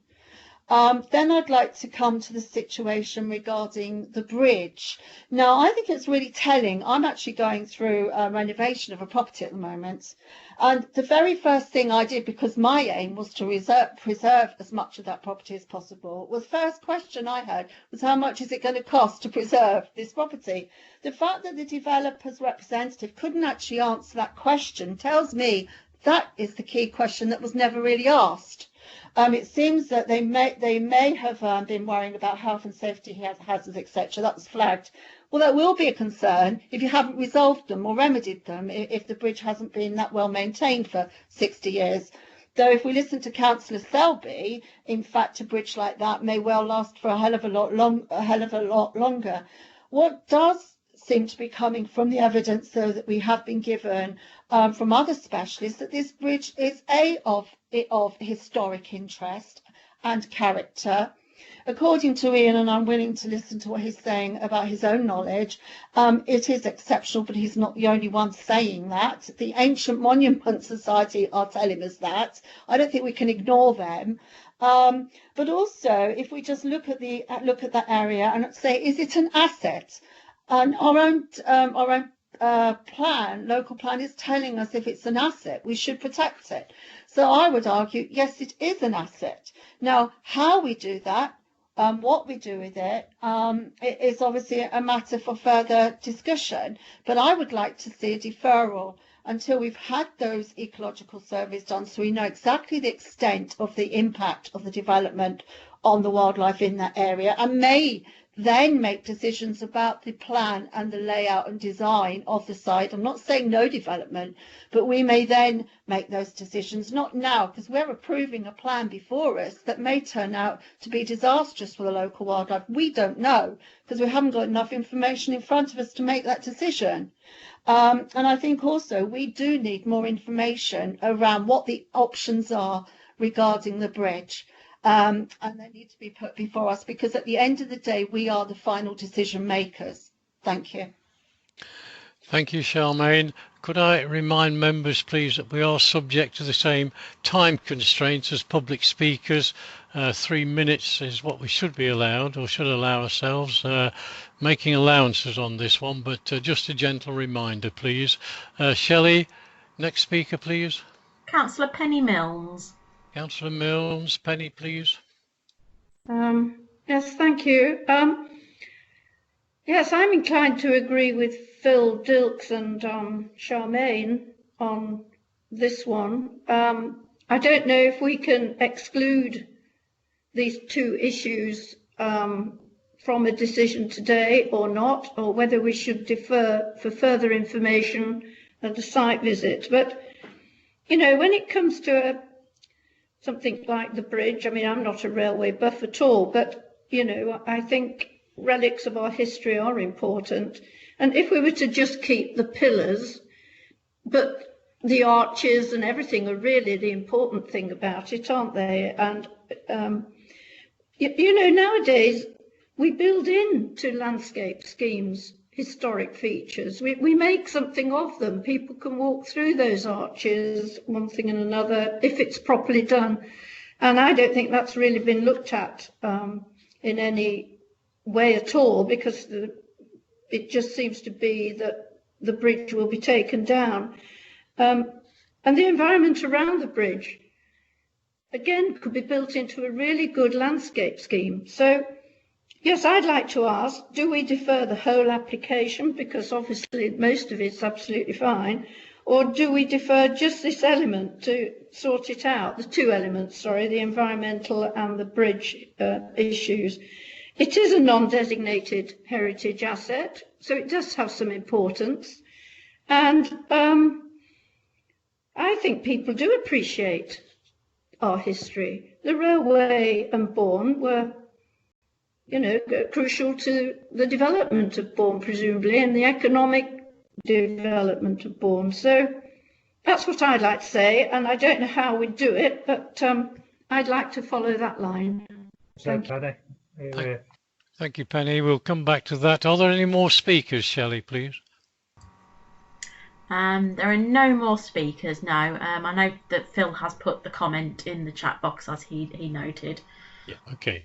So first of all then, can I ask Phil Jordan to try to respond to the comments being made about the protected species, the ancient monuments and the scrubland, etc.? I think they've been dealt with in the report, but Phil, anything you wish to add? Yeah, I mean, just to pick up on a couple of points. what we need to remember is the site benefits from planning permission. So we're not considering the principle of development here. Planning permission has been granted, and that is extant. We're just considering a reserved matters application. So we have to accept that, you know, this development will be built out, and you know, that there will be houses built within Zone 7 and the remaining part of Zone 6. Condition 7 effectively does defer elements of the application for further investigations into ecology. So if you read the wording of that condition in the additional items paper, before development in each phase is commenced, so that the developer couldn't undertake any development until they've submitted a scheme for biodiversity mitigation and enhancement for that phase, to be submitted and agreed with the local planning authority, and then that should be based on the recommendations from the survey work already undertaken, and it then specifically details which further survey work is required to be done. I think that is a, you know, that is a sound way of slowing down the development and making sure that detail is considered at the appropriate time. In terms of the layout, you know, consideration based on the initial ecology advice has already been taken account of, and that's why that exclusion zone around the badger sets has been left. But in terms of things like the bird nesting, you know, we've got to accept that those trees aren't protected in any way, and it isn't development to remove those trees. But what it is, or what it would be an offence to do, would be to remove that habitat whilst birds were nesting in them during nesting season. And as I said, you know, that is then covered by sort of other legislation. So the mitigation and enhancement needs to be kind of looked at in a balanced way. There will be elements of habitat which are removed, and there will be sort of new habitats put back in through new planting. But that'll have to just be mitigated in the best way, i.e. by, you know, there'll be a set of recommendations based on survey work which says when and how that removal should take place. Likewise, you've got the same issue with the bridge. That was shown to be a roosting habitat for bats, and again, there will be a set of legislative I get the words out, requirements for how you know, that should be dealt with, and it may even need a license from Natural England to do that. So I think, yeah, in terms of the ecology, you know, that condition 7 does as much as we can do, really, and I say it does effectively defer and slow down the development and require that survey work to come forward, and then the appropriate mitigation and enhancement to be submitted. In terms of the bridge, and again, the comments that have been made around that. Firstly, the Ancient Monuments Society and the Civic Society, again, that whilst those comments are noted in the report, that they're not statutory consultees, but their mission is very much around protecting heritage assets, and so, you know, their comments that seek retention of the bridge are very much expected.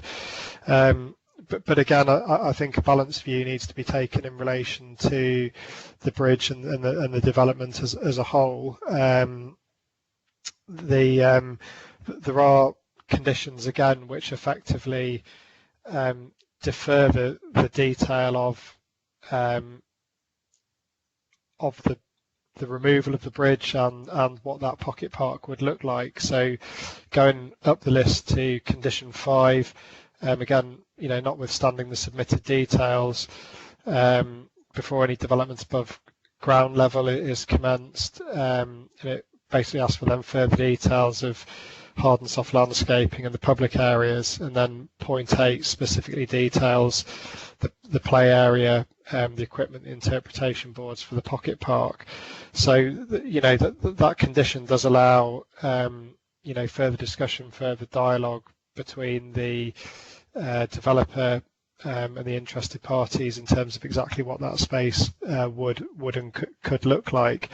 But I think to effectively defer the application on the grounds that further discussion should take place wouldn't be a reasonable thing to do in the context of the application as a whole. To defer the application on that point, we would have to be prepared to say that when considering the application as a whole, we're not in a position that we could reasonably approve the application, or we would be prepared to refuse the application based on those issues. And I think, in light of those recommended conditions, we have got a degree of control over those issues, and then when taken as a sort of a whole, the proposal is acceptable, and I would stand by that recommendation that it should be approved.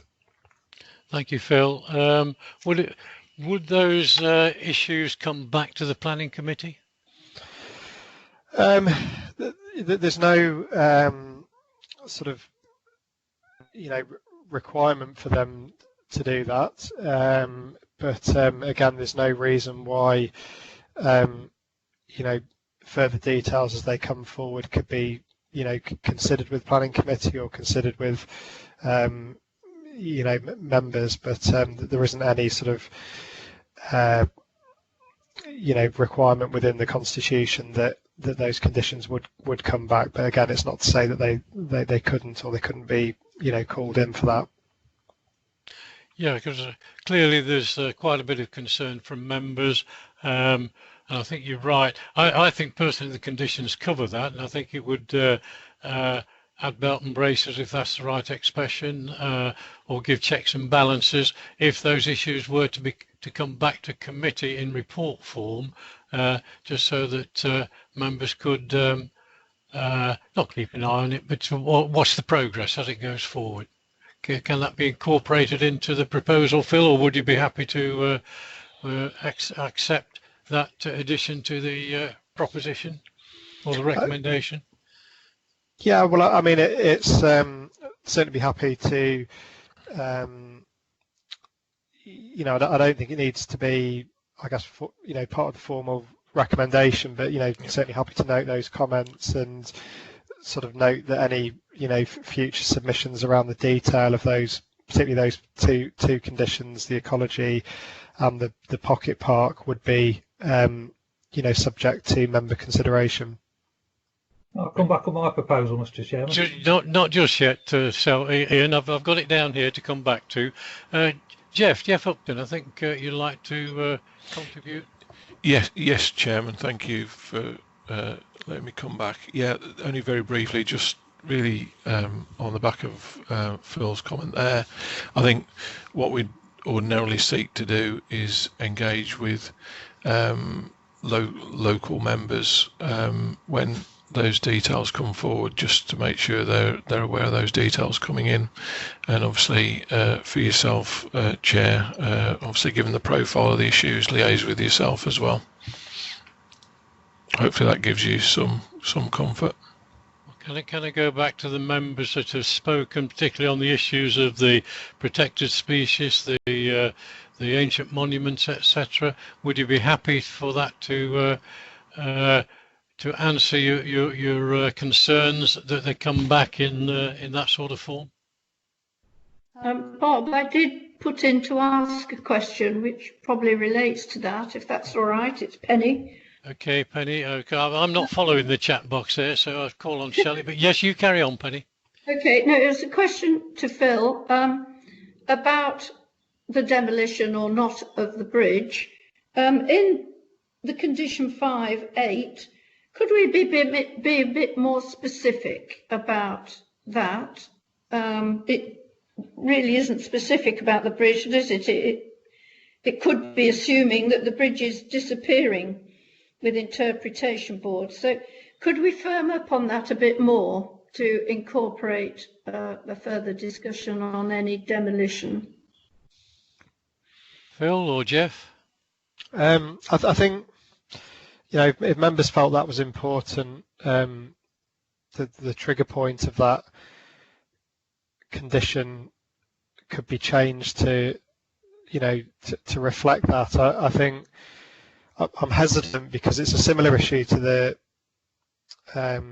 clearance of the trees. The removal of the bridge would in its current form would effectively be permitted development, and there isn't any, there's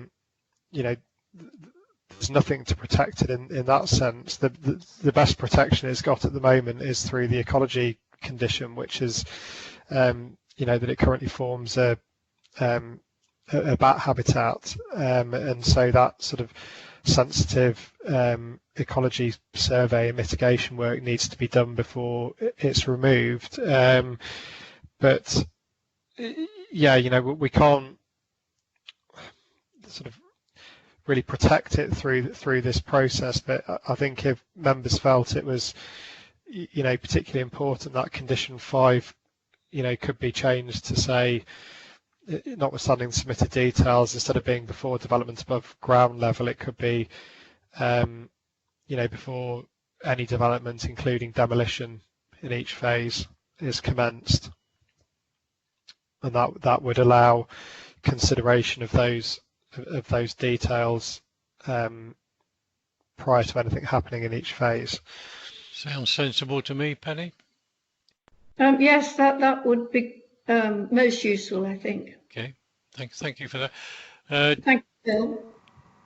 Do you want a minute or two to put that together, Phil, or how do you want to deal with that in terms of amending the condition or altering the condition?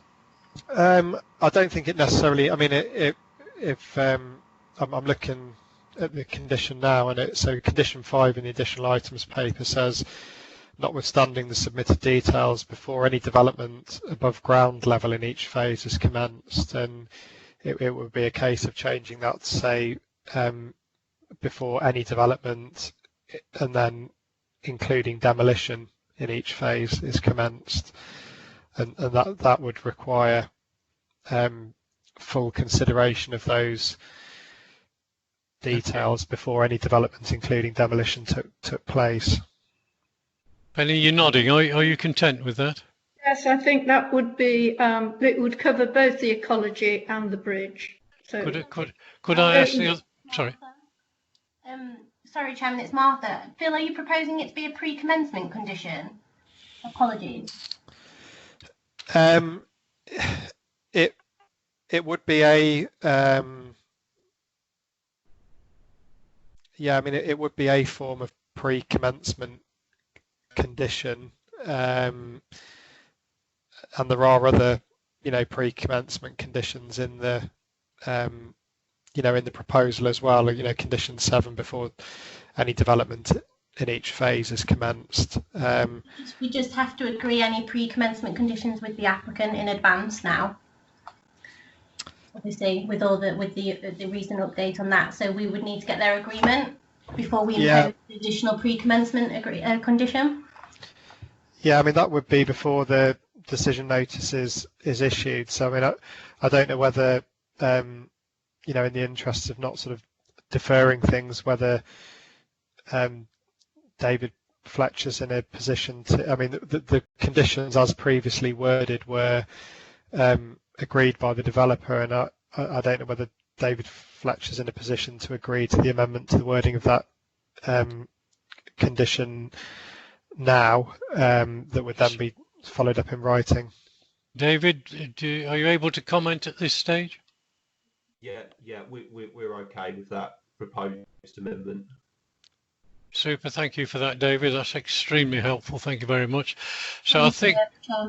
Sorry, may I have a? Sorry, I didn't get a chance to comment, having originally spoken about the ecology and the bridge. Charmaine, the Constitution and Protocol is you speak once. You did go on for nearly 10 minutes as opposed to the 3.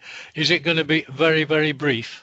Well, yes, I'm just picking up because your Councillor Penny Milnes was allowed to follow up. It's very quickly. I just want to ensure that what change we're making to the condition would also apply to the ecology. That we basically check what we're doing before we start the work. I think Phil's already said that, Charmaine. Well, Phil's already said that. Phil used the phrase development or a demolition. Demolition doesn't to me mean... Charmaine, I think Phil made it perfectly clear, and Penny is agreeing, that before any alterations are made, there's consultation back again to the interested parties. Well, back to this committee if we want it. So I think that's been covered. I think it should come back to the committee because it wasn't actually necessarily. We talked about members, ward members, etc. I think it should come back to the committee. Thank you. Well, thank you, Charmaine. Thank you for being brief. I appreciate that. My proposal, please, Mr. Chairman. Yeah, I'm coming back to that, Ian. We are dealing with the question of protected species and ancient monuments and so on. I have said to you already, I'll come back to your proposal. Phil. Anything that Mr. Fletcher has said, he is very willing, from his company point of view, to consider these things and work with us on these. Phil, is there anything you wish to add?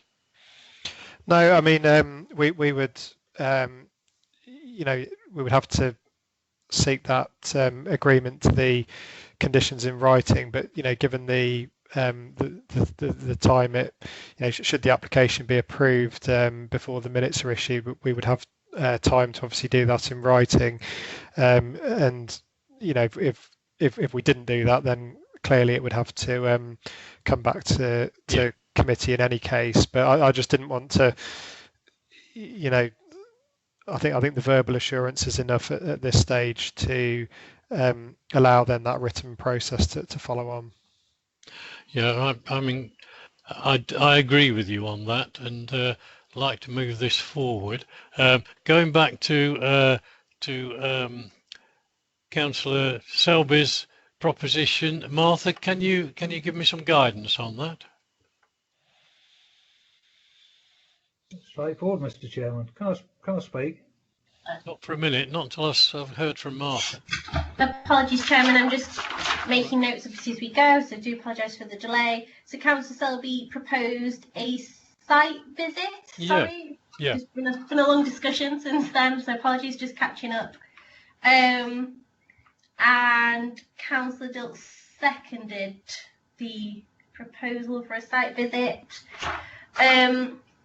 Are you looking for advice whether that is a valid proposal or just my opinion on the proposal? Could you, sorry, just give me a bit more? It's in the context of where we are in determining this application. Okay, in terms of that, we have had several proposals, I think, made and seconded. We've had one for officers' recommendation, which I think was the first proposal to actually become a valid proposal, and that it was seconded. Then the site visit was the second proposal made and validated. No, sorry, Mr. Chairman. Point of order, Mr. Chairman. Yeah, Mr. Chairman, may I come in? Yeah, I made my proposal first, and you should then have asked for a seconder straight away. Don't tell me how to run a meeting, Ian, please. I'm quite capable of running a meeting. Thank you. Do it properly then. I will do it properly. Thank you, Martha. I'm trying to think what the purpose of a site visit would be. Yes, Chairman, that was going to be, I agree with you in the sense of having listened to the members' debate and obviously listened to what officers have said. And given that obviously members had concerns about the bridge and ecology, and officers have made comments that they consider that the conditions address the concerns that members have. I think that there isn't necessarily that much to be achieved by a site visit. I think I support the officer's recommendation, but I think if members are so way inclined, then potentially they could explore discussing deferral. But I'm not quite sure that a site visit will necessarily achieve what members are will necessarily give them the information regarding the bridge, its structural integrity, etc., or about ecology, because members aren't experts on bridge structure or ecology. They would be reliant on expert opinion to inform them and make those decisions. Obviously, that information could come from the conditions as your officers have outlined already. Yeah, I must say, I've got to say, when we went to the site visit to see Ancaster, which was a very simple and straightforward site, we only had 6 out of the 13 members attend that, or it might have been 7. I did drive to Bourne to have a look at this site, and quite honestly found it impossible to get onto the site in such a way that would enable me to come to a different or a better conclusion, or a more informed conclusion than one that is already contained in the report. That's why I'm struggling in. I think Martha's said it quite rightly. What benefit is there to gain from it? Mr. Chairman, can I speak, please? Yeah, go on. Yes, thank you very much, Mr. Chair. First of all, thank you very much to Councillor Dilks for seconding the motion, to Councillor Morgan and also to Penny for her comments as well. It states in the EN3, the historic environment, Mr. Chairman, the Council will seek to protect and enhance heritage assets and their settings in keeping with the policies of the NPPF. I'll suggest, Mr. Chairman, that it's far too easy to pull this bridge down, especially without even looking at it. Once it's gone forever. It's not just the bridge that's gone, it's part of our history. So, Mr. Chairman, as you know, as I stated, that I've been and had a look at it, and it wasn't until I looked at it as I saw, wow, what a magnificent asset this is for the town. And I think for the committee to vote to pull this down without even looking at it, I think it's borders on criminal. I certainly will not be voting to pull this bridge down. I want the committee to have a look, not just the bridge, but also look at the other environment around it as well. You know, with the wildlife haven that it is, Mr. Chairman. So the proposal's on the table, and I ask you to go to the vote, Mr. Chairman, on a site visit, please. Thank you. Thank you, Ian. I think the Vice Chairman has indicated she wishes to speak. Judy Smith. Judy. Thank you, Chairman. Yes, I would just like to say something. I know I'm not the best walker, climber or marathon runner in the world, but I was said we maybe told someone who is a good walker and loves mountain walks and all that sort of thing, that I thought we might, there was a possibility we may have a site visit to it. They said you couldn't manage a site visit to it, Judy. I said, and I think there might be some other ladies, thinking of Rosemary in particular, that on our committee that wouldn't probably manage it either. It's up to, but I'm not saying have it or don't have it. I've got some photographs of the bridge here for anybody to look at, the wonderful graffiti and everything else and brickwork falling about. But if anybody wants to see this, I'm afraid it's a question of coming to Bourne, but you can have a look at it. Thank you, Judy. I'm going to go back to Martha before I go to the vote. Martha, if we vote on this, are we voting to defer the application pending a site visit? Is that the legality of it? It just need to get my head around. We've currently got, to my mind, 3. Well, let's deal with the first one. Let's deal with the Councillor Selby's proposition for a site visit, which I think was seconded by Councillor Dilks. That technically the first proposal on the table was Councillor was the one to approve in accordance with officers' recommendations. No, it wasn't. With respect, Martha, the first one was Ian Selby, because I think he spoke first. Am I right, Robert? He spoke first, but it wasn't seconded, Chairman. It's only once seconded that it becomes a valid proposition. So you no one asked for a second at that point, now, Mr. Chairman, to be fair. So I think that there was obviously people can comment in the chat box, Councillor Selby, and no one seconded it until Councillor Dilks spoke. But technically, Councillor Robert Reid's proposition was seconded by, Councillor Judy Smith before the proposal for the site visit was seconded. So the officer recommendation was the first proposal, so that became the substantive motion. Then the proposal for the site visit was seconded, so it then became the second motion. But then before we could take a vote, a third proposal for deferral was that seconded? Sorry, I'm just looking back at my notes. Actually, I don't believe the proposal for deferral was seconded. It wasn't seconded.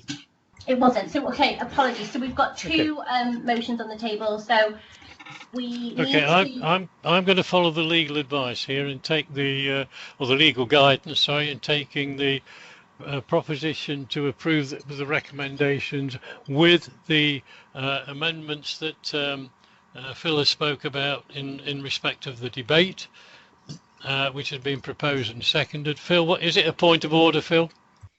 Apologies, Chairman. That isn't No, that wasn't the proposition, was it? No. Well, because I thought there was 3 propositions, but there isn't. There's 2.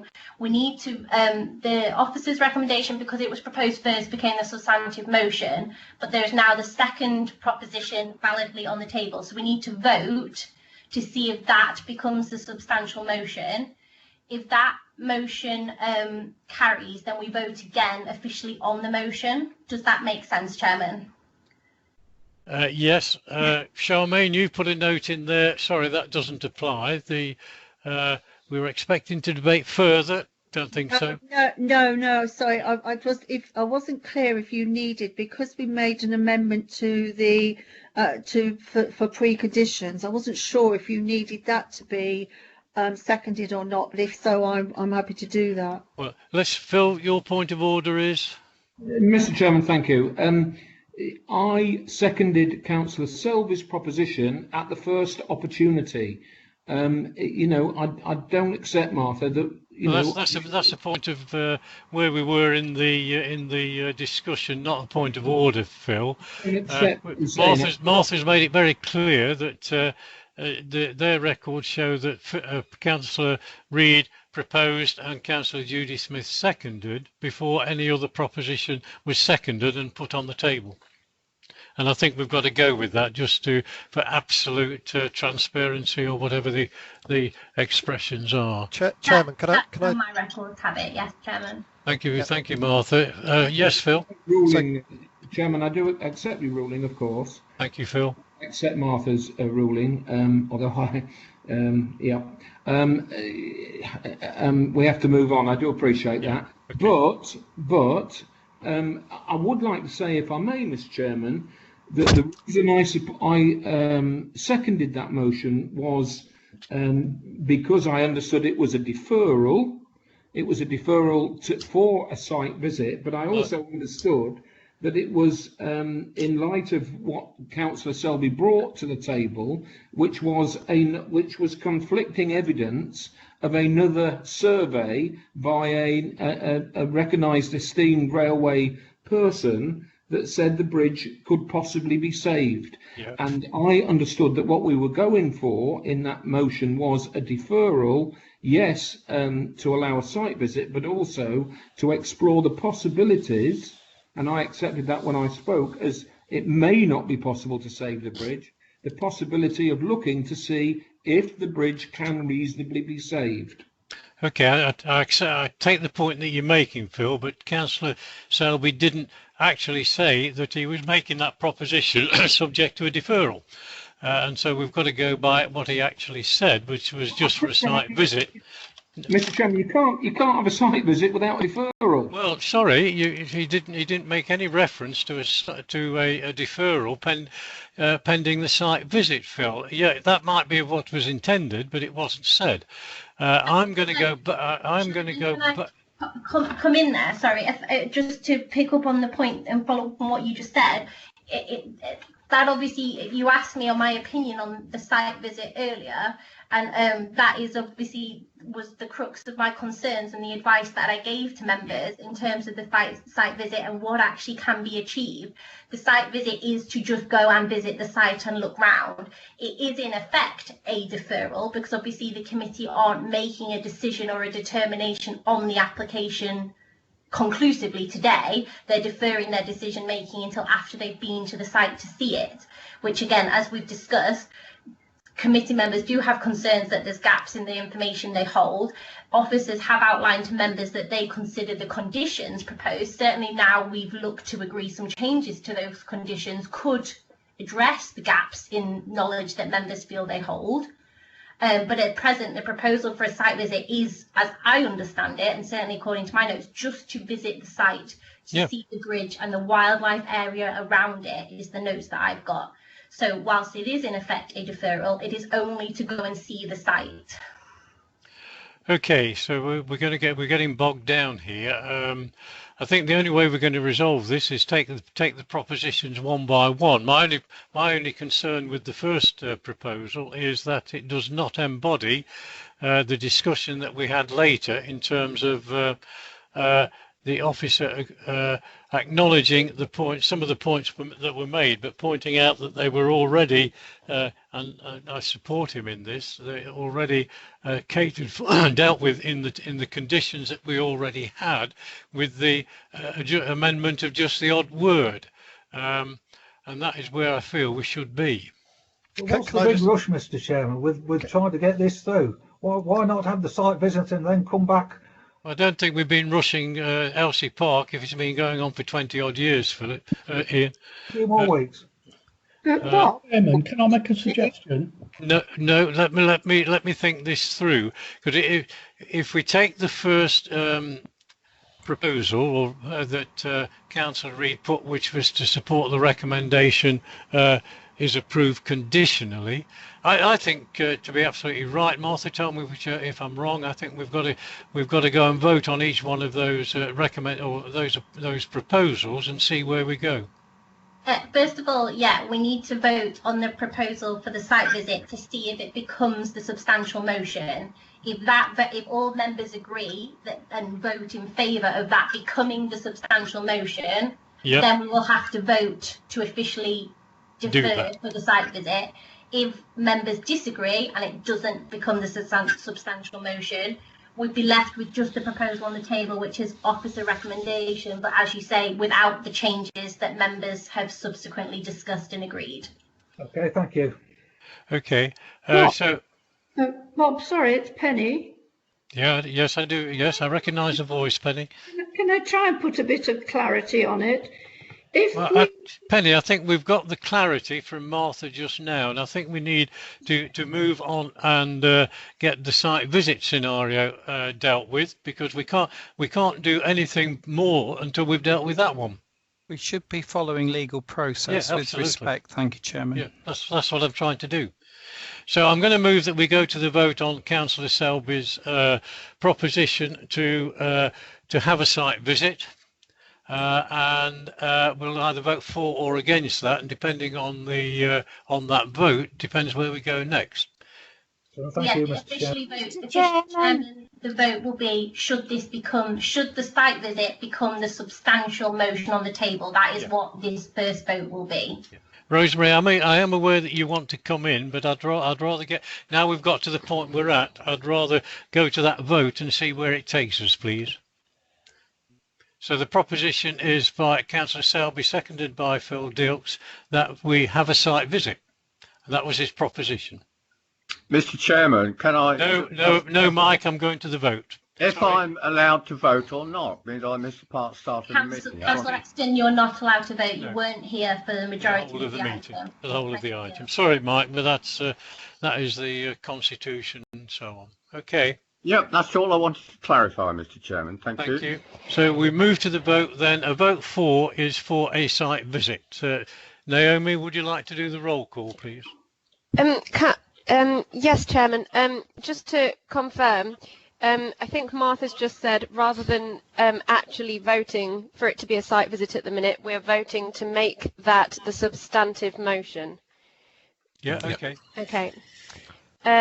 Councillor David Bellamy? Against. Councillor Helen Crawford? Against. Councillor Phil Dilks? For. Councillor Rosemary Cabery-Brown? For. Councillor Penny Milnes? Against. Councillor Robert Reid? Against. Councillor Ian Selby? Big four. Councillor Jackie Smith. Councillor Jackie Smith. Against. Councillor Mrs. Judy Smith. Against. And Councillor Bob Adams. Against. Excuse me, I was missed out of the list. Councillor Morgan. Sorry, Councillor Morgan. Would you like to vote now, Charmaine? Thank you. 4. Thank you, Councillor Morgan. Sorry about that. That was an oversight on my part. That proposition was not carried. Okay. Would you like me to confirm the numbers, Mr. Chairman? Or I've got seven against and 4. Yep, that's correct. Mr. Chairman, can I just make a suggestion? Yeah, bear with me, Philip. Phil, I'm hoping you're going to make the suggestion I'm hoping you're going to make. Yeah. That's not double. So just for clarity, Councillor Exton was not able to vote because he was not able to attend the whole of the application, and Councillor Bisnell Singh had left the meeting. Am I right? That's correct. Okay. Mr. Chairman, yeah. Thank you very much indeed, Phil. Yeah, I mean that vote makes it a bit easier because I was struggling with protocol really, but Yeah, absolutely. what I was going to suggest to Councillor Bellamy and Councillor Dilks was that with the amendment, particularly to condition 5, which would it would effectively prevent any development, including demolition, to any of the phases. That effectively defers anything happening to the bridge in any case. Yeah, exactly. The developers agreed to that amended wording. Therefore, details or final details of that public area will have to come forward via a discharge of conditions application, which we've discussed. We would involve members in, and I was just going to suggest that that would give sufficient time to have a site visit in any case. So if members wanted to go on one. Yeah, absolutely. So anyone who did want to visit the site, there would still be the ability to organise that. And again, from a officer point of view, I'd be happy to do that if that was, members felt, or any particular members felt they wanted to go to the site.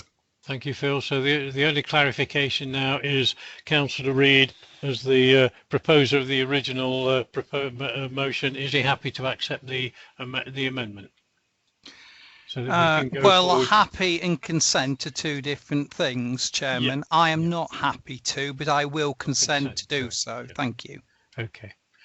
So, Martha, are we clear now? Totally clear what the scenario is? We just need to know that the seconder is happy to accept the amended proposal, and then we can move to a vote, Chairman. Thank you. Yes, thank you, Martha. Okay. Thank you, Chairman. So that is the substantive motion. Does anybody wish to speak to it without repeating what's already been said before? Can you just say again, in a nutshell, what the motion is now, please, Mr. Chairman? So all we're doing is amending condition 5, Phil, are we not, by deleting a couple of words. Would you like to read out what it is, please, Phil, if you can? Yep, so the condition 5 currently reads, notwithstanding the submitted details, before any development above ground level in each phase is commenced, and then again then goes on to specify details of landscaping for the dwellings and public areas submitted and approved. So the amendment would be to the trigger point. So it would read, notwithstanding the submitted details, before any development, including demolition, in each phase is commenced, and then the condition would read the same thereafter. And we would get that, I think you said earlier, Phil, it would be necessary to obtain that in writing from the developers, and then we would formalise the minute. Is that what you were saying earlier? Yeah, I mean, if this sort of gets voted on and approved, we would have a a sort of members agreement to approve the application, but the decision notice wouldn't normally be issued until the minutes are printed. So in that sort of intervening period, we would get that written agreement from the developer to the amended wording of that condition, which does effectively make it pre-commencement. So we're approving it subject to the written confirmation from the developer, in layman's language. Yeah, they would need to give us that written recommendation to the amendment. Yeah. Yeah. Okay. Does that answer your question, Ian? Yeah, sort of, Mr. Chairman. Thank you. Only sort of. Okay. Could you just absolutely clarify again? That means it would come back to committee again before the bridge is demolished. Is that fair? Is that what that implies, Phil? Well, that detail of condition 5 would be required to be submitted by a discharge of conditions application. That is a planning application in its own right. According to the Constitution, there's no requirement for it to come back to committee, but it could be called in, or we could, agree at what level of member involvement that those details would then be discussed and agreed. Okay, Jeff, I understand you. I've just seen you in the chat box. Jeff, you wish to come in? Yeah, apologies. Just get my camera on as well. Yeah, just reiterating the earlier point, Chairman, through you, that as part of the application process for that reserved, the conditional, the condition submission, that would engage with local members and obviously yourself, Chairman, just given the issues that have been raised today, and obviously take those forward through that process. There might be further dialogue from that in terms of whether it is another forum to be entered into, but that local consultation as part of that application would take place. Okay, that's sorry. Just so we're clear, there is, if I understood Phil correctly, Jeff, then as it is a condition, it comes back to committee, but you're saying not necessarily. Sorry, you're on mute, Jeff. Yeah, there could be a move to call it back, but yeah, the commitment from officers at the moment, as a minimum, to obviously let it go through its due process with that local consultation, obviously liaison with yourself, Chair. And the Vice Chairman's a member for Bourne, so that would be automatic. Yeah. Okay. Are members of the committee happy with that? I'm not, Mr. Chairman. I would want it to come back to committee because, members that have raised concerns, the particular concerns about it, are not the local members. I appreciate, the difference there, but I would want it to come back to committee, and I think it should be written in. I think, sorry, Councillor Dilks, I think that there's no discharge of conditions application is part of the scheme of delegation as we currently stand, but if it is a planning application and it could be called in. So if any member, sort of wanted it to come back and be heard at committee, it could be, it would be subject to call in and there would be the process to allow that to happen. Okay, so just for clarity then, it would go on the weekly list and members would pick it up from the weekly list, discharge of conditions? Yeah, it would, that they are on the weekly list and it would be subject to, to call in. So if there was a, and as I say, I think we could raise an awareness of when the application is submitted, and if it was felt appropriate at that time that it needs to be called in, then the Constitution does allow that. Sorry, may I just clarify? Can any member call in though a case for any ward? Because I thought forgive me, I could be wrong, that you were restricted to your own ward. Am I wrong there? Was that just speaking? Yeah, there's any member can call in any application. Okay, thank you. Are you content now, Charmaine? Well, I am largely, except for one point, which is having heard the Phil kindly reading everything out. My worry is going back to the wildlife area. Can you specify exactly where that, in effect, we replicate that regarding the wildlife? Because demolition, to me. Because the ecology is all contained in condition 5, Charmaine. But that was what I spoke about and had concerns with, because that was basically implying as they went along, in effect, we were expecting them to, having already got a plan in front of them to work to, whereas I was arguing we needed to do that survey in advance. And I understand Yes, I think that's what Phil has said. The conditions in the written document don't specify that. What they're saying is that as we go through the development already agreed. So in other words, I'm building on this patch of land, so I will do whatever is necessary to clear it, move whatever, but I'm building on this patch of land, and that's my concern. That is there the flexibility to say, well, hang on a minute, something is here, we can't move this. And just to recap, the Wildlife and Countryside Act doesn't just talk about the animals themselves, it's the habitat, which is of course quite crucial. Okay, Phil, can you respond to that, please, or Jeff? Yeah, I mean, I think condition 7 is pre-commencement, and we can't do any more than control development. So for example, we couldn't extend that condition to include removal of trees and shrubs, because that isn't development, and the planning process is there to control development. So, but as I've said already, that protection of those trees, shrubs, or whatever habitats are there, and if they contain protected species, they are controlled by separate legislation. And again, we can't replicate things that are covered by other legislation through planning conditions. It doesn't meet the test. So I think condition 7 is worded in the most prohibitive way in terms of ecology that we can make that. It's a pre-commencement condition, and it relates to each phase of the development. Thank you, Phil. I'm going to move this forward and go to a vote, because I think we've covered as many angles and got as many assurances that we're able to get. So Naomi, can we move to the vote, please? And just to confirm that the conditions are subject to written agreement with the developer, in effect, Phil, isn't it? Yes. Thank you. Okay, Naomi.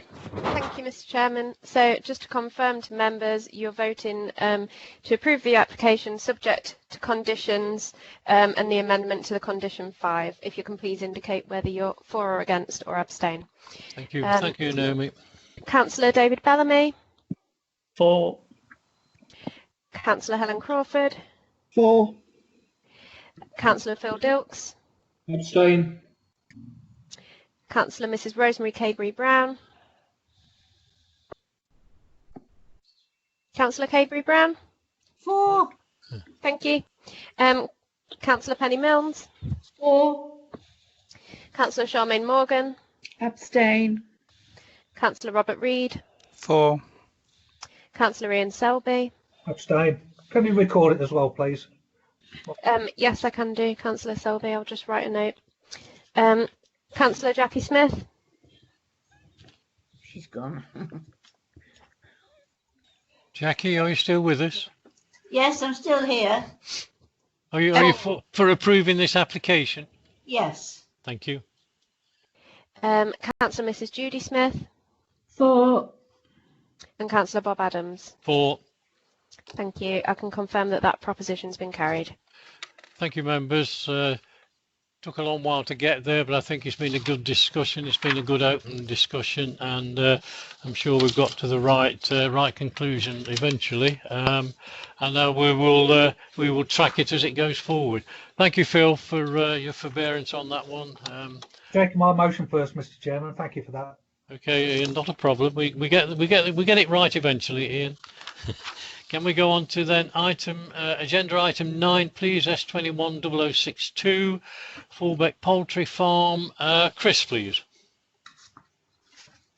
Thank you, Chairman. Please just bear with me a second while I load up my presentation.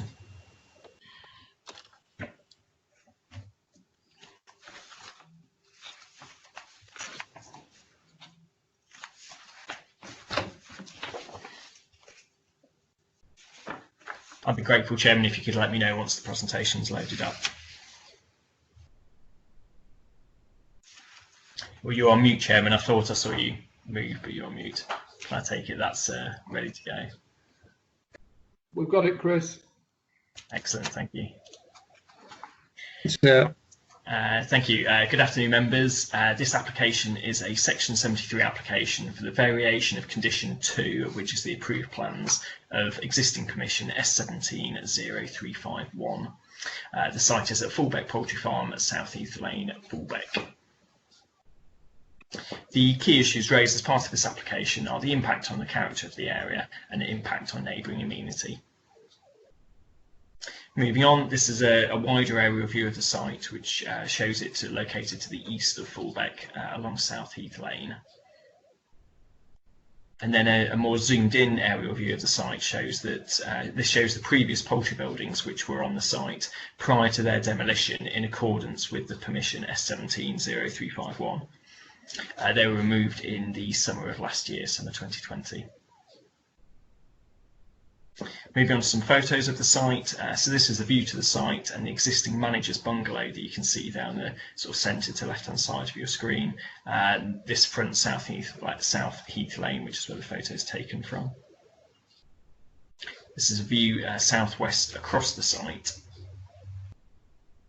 And again, just another viewpoint southwest across the site. Then with this picture and the next picture, if I move on one, you can see there with the last picture and this picture where the previous buildings were prior to their demolition last summer.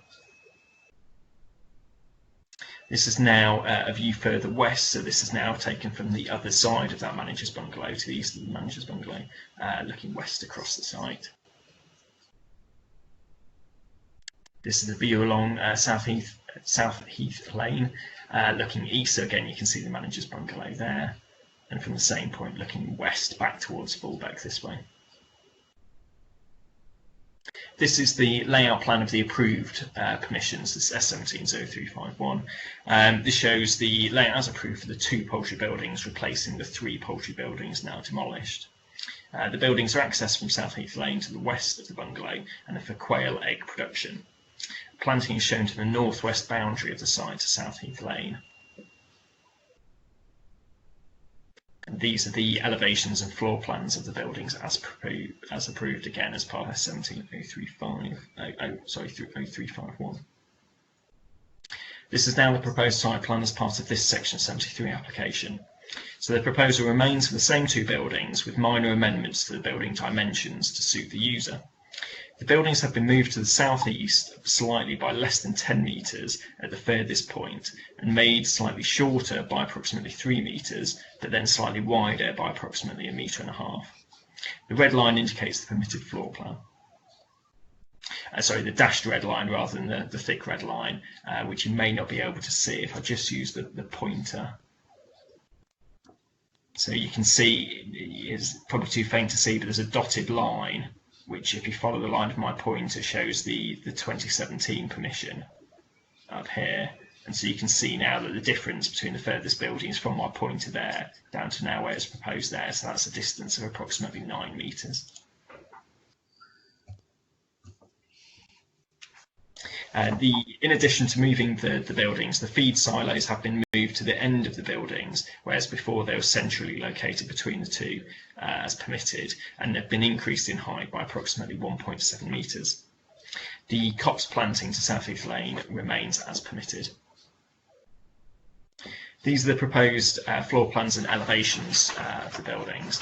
In the additional items paper, this does clarify that materials are to remain as permitted by the previous S17 permission, with timber cladding to the external elevations. The evaluation, the application is a Section 73 application for minor amendments to the permitted plans. The application proposes minor amendments to the position and elevations of the buildings, with the site layout remaining as permitted. No objections have been received from any statutory consultees, and there's no visual impact considered over and above permission S170351. The proposal remains a betterment in terms of emissions compared to the previous 3 older poultry buildings on the site shown in those earlier photographs that have since been demolished. This Section 73 application is not considered to impact on the character and appearance of the countryside, neighbouring amenity or highway safety, and the application is recommended for approval subject to conditions. Thank you, Chairman.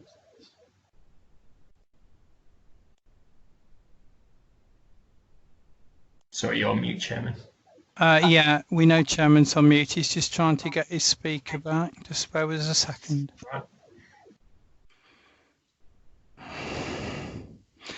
Can I request IT help, please, because Chairman can't. He's struggling. I found yeah, it. You're back. You're back. Yeah. Thank you. It's amazing what happens when you hit that escape button. Thank you, Robert. Okay, thank you for that, Chris. Speakers, bear with me. I don't think there are any. There is a speaker, Chairman. Sorry. Yes, I do beg your pardon. Sorry, Rosie, I'd buried my actual paper. So, Rosie Siddons, please.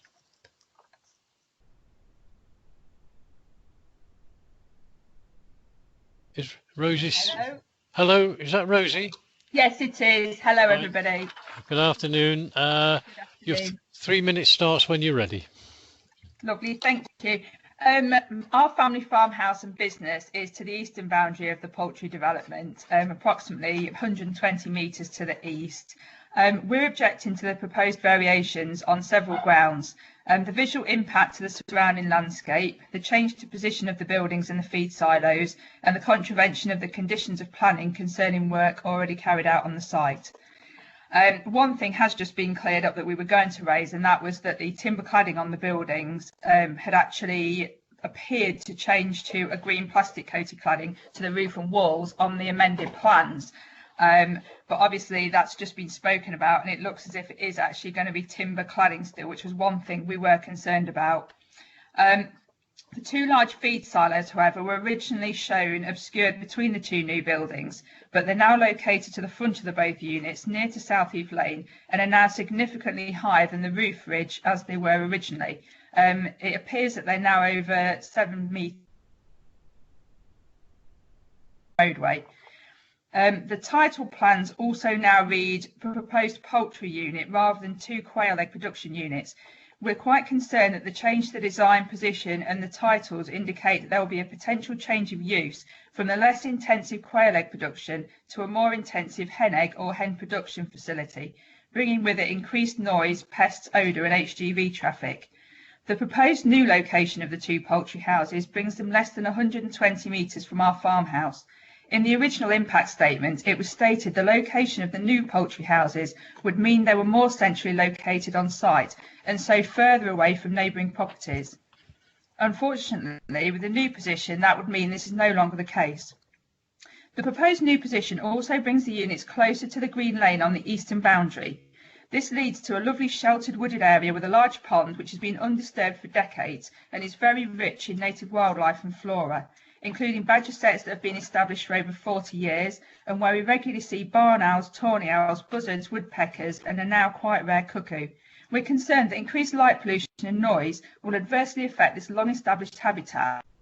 There has actually been no poultry or commercial use on the site for many years, and during that time wildlife has flourished on the site and the boundaries, which I believe should be taken into account in the absence of an environmental survey. And lastly, we want to highlight the demolition and the asbestos removal works already carried out on the site. They were not carried out as per the conditions of planning, leading to contamination by asbestos dust and noise pollution to the surrounding area. In June last year, the demolition methods employed by Stonegate's appointed contractors were not safe or compliant with HSE guidelines for asbestos removal. The asbestos-containing roof sheets on the building were intact, but instead of being stripped off individually for disposal, the whole structure was weakened by an excavator and then demolished in its entirety at once, including the roof sheets, creating high levels of contaminated dust and pollution. The rubble was then loaded into a skip lorry and the evidence removed immediately. Environmental Health tried to contact the site owner but could not get a response, so instead spoke to the owner of the demolition contractors to ensure the remaining buildings were demolished safely. Can you come to a conclusion, please, Rosie? Yep, just 2 minutes. No, not 2 minutes. Not 2 minutes. You've had your 3 minutes. Could you come to a conclusion, please? Yeah, just to summarise, the emphasis from Stonegates on the original application was that this development would be an improvement on the original poultry housing on the site, which housed a high density of hens, poor animal welfare and consequently high levels of odour, flies and waste. If the units are intended for hens rather than quail, the environmental impact... Sorry, Rosie, I've got to bring you to a halt. You've had your 3 minutes and above. Yeah. Is there any final sentence you wish to say to us? Well, that's it really. That you know that we're not happy to support the change to the conditions for this application. Thank you, Rosie. Sorry I have to cut you short, but we have to be fair to as fair as we can to everybody. Okay, thank you. Can we move on to questions to the case officer, please? Any questions for Chris Brown? Shelley? Councillor Penny Milnes. Penny? Yes, Councillor thank Milnes, you. Penny. Chris, having just heard that, is there a requirement for an environmental survey on a Section 73 application? Point one. Secondly, is the change of title significant? Is it definitely quail, or can it move to more general poultry? And the height of the silos, can we just clarify exactly where they are and the height of them in relation to, say, surrounding trees? I think that's effectively what I'd just like to ask you. Thank you. Thank you, Penny. Chris? Thank you, Chairman. Thank you, Councillor Milnes. So taking each point in turn, with regards to the environmental survey, no, we wouldn't require that as part of the Section 73. Sometimes if there was a condition for ecology survey on the initial application, ecology surveys have a set time limit before they expire. So it is possible that sometimes we might ask for that. However, there was no requirement on the original application for such a survey. So therefore there's no requirement with this Section 73 application. With regards to any move away from quail egg production, that's not permitted through the Section 73. So this application remains as per the S17 application for quail egg production. That was within the proposal description for S17 0351. So therefore this application doesn't propose to change that. I appreciate on the plans they submitted they called it poultry building rather than quail egg production building, but the title and the use remains for quail egg production. And on the additional items paper, I did ask the question of the applicant just to clarify that. They did clarify that, and that's on the additional items paper, that it does remain for quail egg production. Should they want to change at some point in the future to hen egg production or chicken production, then that would require a whole new application. That wouldn't be a Section 73, if you like. It doesn't fall under the remit of a Section 73. So yes, so this is for quail eggs as previously. And with regards to the silos, there's still two silos. There was 2 silos permitted previously as part of the S17 application. There's still 2 silos now. They have been moved to the end of the buildings. However, they'll still be obscured from any views from the east and southeast, which is where the objector's coming from, by the building. So you've got the building in the way first before we get to the silo. The silos have increased in height, but that's by less than approximately 1.7 metres. So in old money, that's definitely less than 6 foot. I think about just over 5 foot. So going in feet, if you like, in terms of difference in height. So they still remain quite small and narrow. They're not big structures by any means. And like I said, there still remains 2 of them as there were before. The height of the buildings themselves haven't changed. They still remain the same ridge height and the same low eaves height, which is less than 3 metres as per the 2017 permission. Thank you, Chris. Shelley, sorry, Penny, were you going to come back? Sorry, Chris, it's just occurred to me. The objector is saying that the buildings have gone further east, a lot nearer to their farmhouse. Has that been taken into account in the assessment? Any impact on the farmhouse and the lane adjoining? Well, I suppose that was an environmental survey. Can you just explain that, please? Yeah, Chris? Happy to. So with this application, the furthest one building is moving is less than 9 metres in total. So the buildings have actually been made shorter than previously permitted by, what's my notes now, but I think it's about 3.5 metres shorter, admittedly slightly wider, by about 1.5 metres. And yes, one of them has moved slightly southeast from where it was previously sited. They're still actually, I think, located closer to dwellings to the west than they are to the objector's dwelling to the east. So no, we don't consider any additional harm to any neighbouring properties over and above what's already been permitted as part of the S17 application. So we don't consider any change from this proposal in that regard. Thank you, Chris. Shelley, any further questions to Chris? Councillor Harish Bisnell Singh. Councillor Bisnell Singh. Harish, please. Thank you, Mr. Chairman. Thank you, Chris, for the presentations. Very good. I've got just two questions. One, are there any possible emanations of old odor from the site? And secondly, is there do you think that this development is sympathetic to the local character and history of the area? Thank you, Harish. Chris? Thank you, Councillor. With regards to odour, that was all covered as part of the previous application. So this Section 73 application we're considering today won't change anything in terms of odour compared to what's already been permitted. So the buildings are effectively slightly different, but almost identical floor plans to what's already been permitted. There's no increase in intensive use compared to what's already been permitted, so therefore no additional odour compared to what's already been permitted. And in themselves, the 2017 permission for these two buildings is a significant betterment in all emissions, including odour, compared to the three previous poultry buildings that were there and have now been demolished.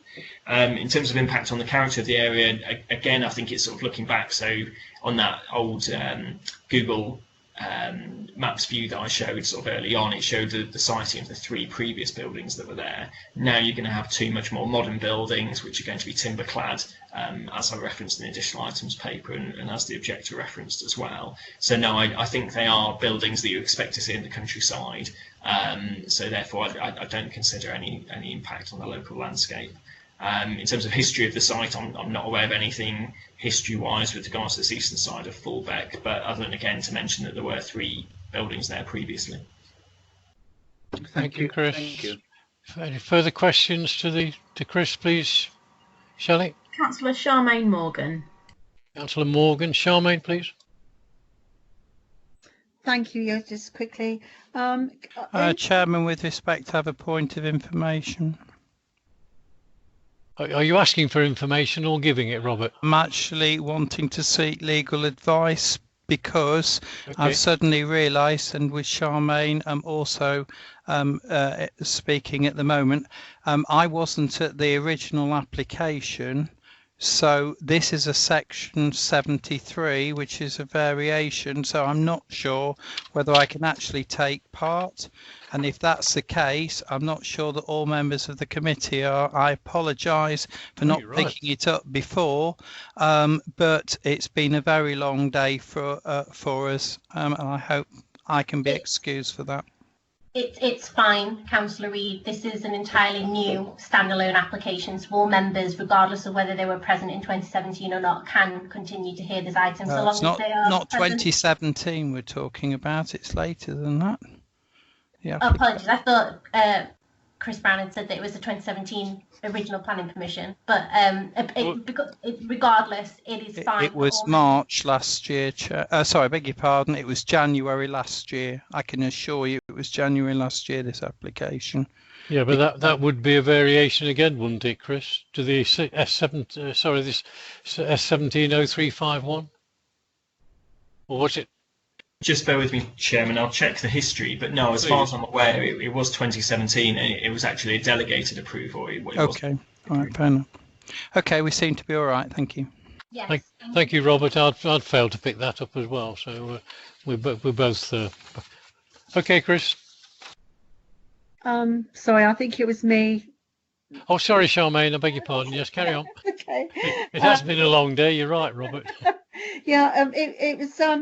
a couple of things. First of all, on 7.2.4, page 156, we refer to the use of a new COP, a provision of a new COPs, which I have to say I welcome.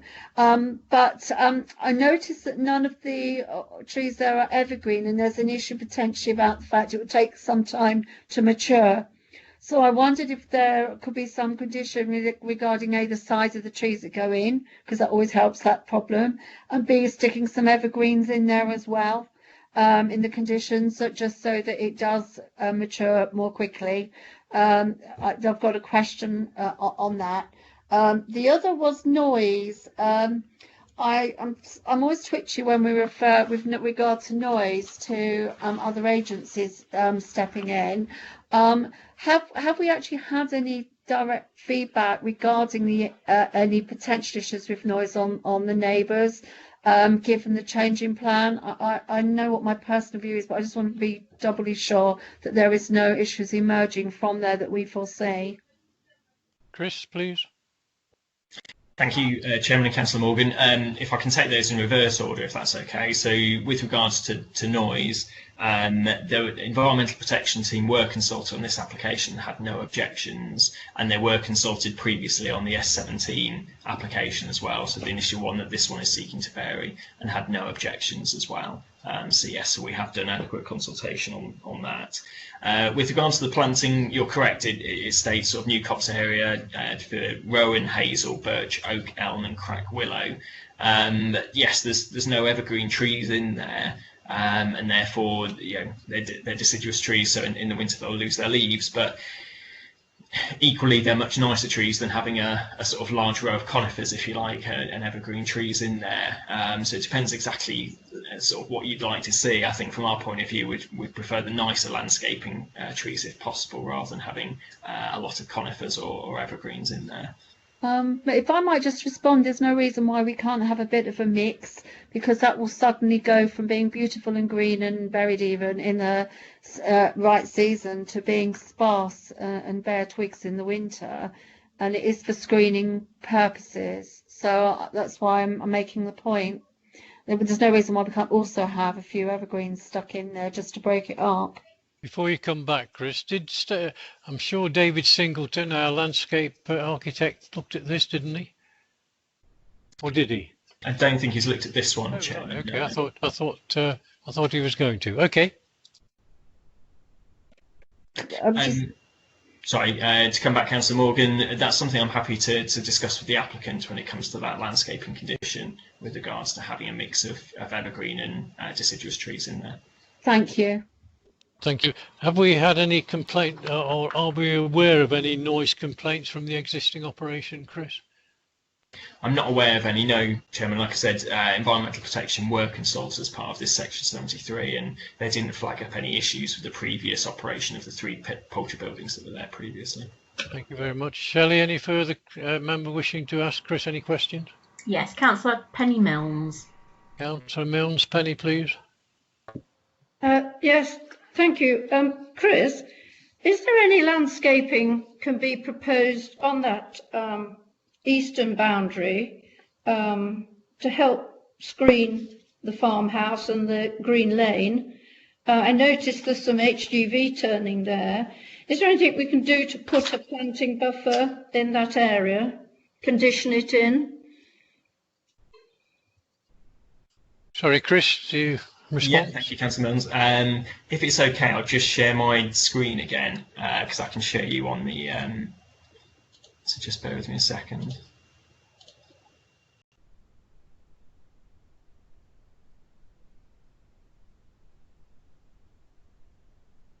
Let me know when you are able to see that. It's the Google aerial view.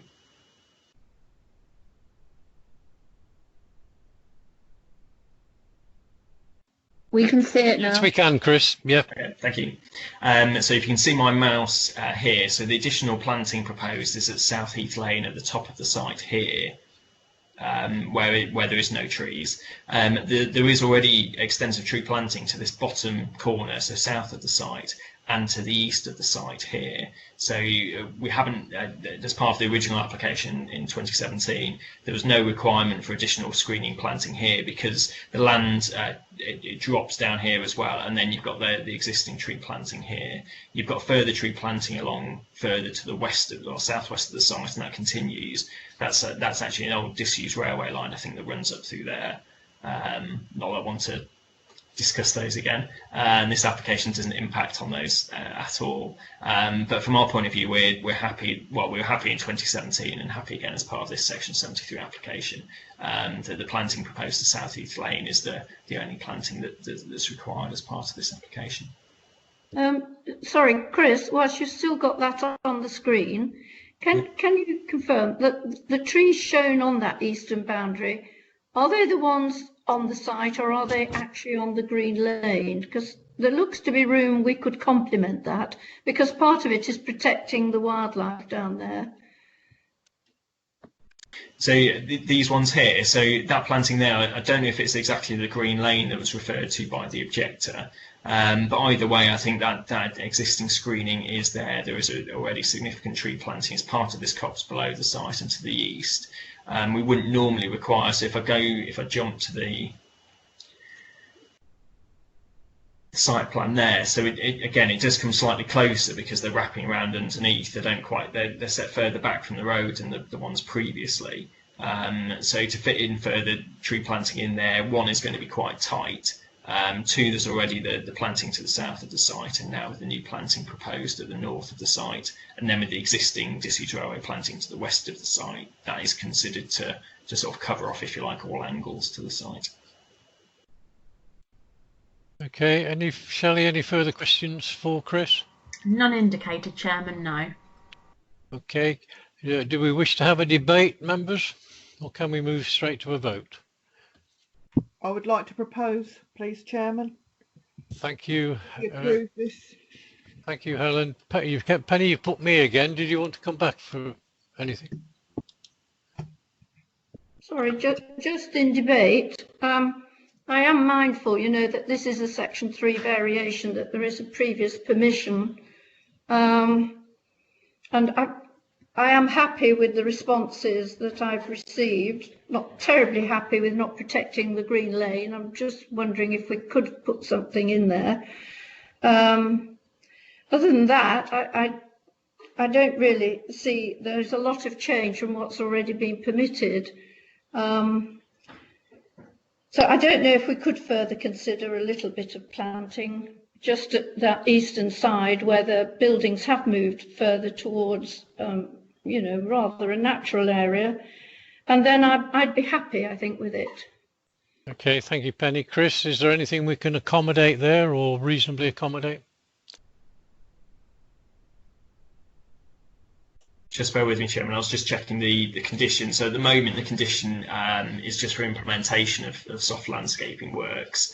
In terms of additional tree planting proposed outside of what they've already proposed, that's something I'd have to go back to the applicant with and discuss. So I'm happy to do that and have that conversation. So with in comparison, if you like, Councillor Morgan's query is just an amendment to propose tree planting with evergreen, so I can easily raise that because that's where they're proposing tree planting anyway. It's just a slight difference in species, so to put it bluntly, it's not really going to cost them any more money. But to ask them to put in further tree planting where they're not proposing tree planting in works in 2017 is something that would be outside the remit, if you like, and something I'd have to go back to them and discuss further.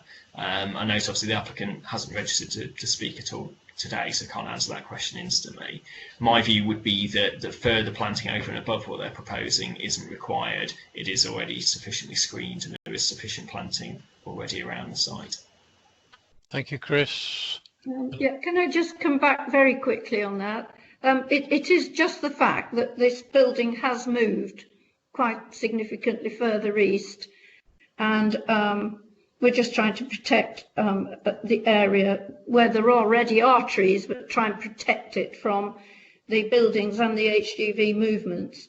It wouldn't take much, but maybe we could ask them. I don't know how we go forward with that, but if somehow we could include that, I think that would go a long way, and they'd be very happy. And if Helen's proposed it, I would second it. I think Chris is saying that there's no wriggle room to insist on any additional tree planting. Chris, is that what you were saying? Yeah, I mean, what I can say is I'm struggling to find wiggle room to. Yes, I'm happy to ask. I'm saying I'm happy to ask the question, and if you a bit like one of the ones we were discussing earlier, if it's in the minutes, then I can go back to the applicant with the minutes and sort of demonstrate to them that there is this request, if you like, from members for further tree planting. So I'm more than happy to ask the question. In terms of amending the conditions to require that additional planting, I'm struggling a little bit because I appreciate we can still do that within the remit of the Section 73, but because it's changing a different condition, and I wouldn't feel quite comfortable for it because I don't think it's wholly necessary Chairman, would be my view. But I'm more than happy to ask the question. Okay, I'm sure we can rely on your negotiating skills, Chris, whichever way. Okay, Charmaine, quick point, please. Yeah, thank you. Yeah, sorry, I should have asked this before actually. Yeah, it's to do with the picking up Penny's point just about protecting that wildlife area because everything's moved over towards it. Can we put any conditions, or are there any protections regarding light? Because obviously that can have a significant impact on wildlife, i.e. the hours of lighting or the type of lighting used, or ideally no lighting on that side. If you could clarify. Thank you, Charmaine. Chris? Councillor Morgan, yes, that's already covered. So condition 3 of the report states, before works to erect any floodlights are commenced, details of the floodlight, including levels of illumination, hours of operation, shall be submitted and approved by the local planning authority. So that's covered by that condition. Yeah. It's getting late for all of us, I think. Long day. Any further questions? We have had it proposed by Councillor Crawford. Are you still happy to leave you seconding there, Penny? Yes, Chris is going to have very nice words with the applicant. Okay. So it's been proposed and seconded. Can we move to the vote, please, Naomi? Yes, Mr. Chairman. Can I just confirm, Councillor Mike Exton, are you back in the meeting? Oh, yeah, I've been in the meeting halfway through the last presentation. So you've been present for the whole of this application? Oh, yes. No, thank you. I just wanted to check, because then I'll give you the chance to vote on it. That's fine. Thank you. So I'll move to the vote. Councillor David Bellamy? For. Councillor Harish Bisnal Singh? For. Councillor Helen Crawford? For. Councillor Phil Dilks? For. Councillor Mike Exton? For. Councillor Rosemary Cabry-Brown? Gone to sleep. Rosemary? Oh. Thank you. Councillor Penny Milnes? For. Councillor Charmaine Morgan? For. Councillor Robert Reid? For. Councillor Ian Selby? For. Councillor Jackie Smith? For. Councillor Mrs Judy Smith? For. And Councillor Bob Adams? For. So that was unanimously voted for, Chairman. Thank you very much, Naomi. That does conclude the applications that we're determining. I have no other business that is really urgent, but I would like to ask you, Shelley, to close down the recording, because I would like a quick word with members and with the officers who are still with us, please. Certainly, Chairman. I'll close the meeting now at 16:39, and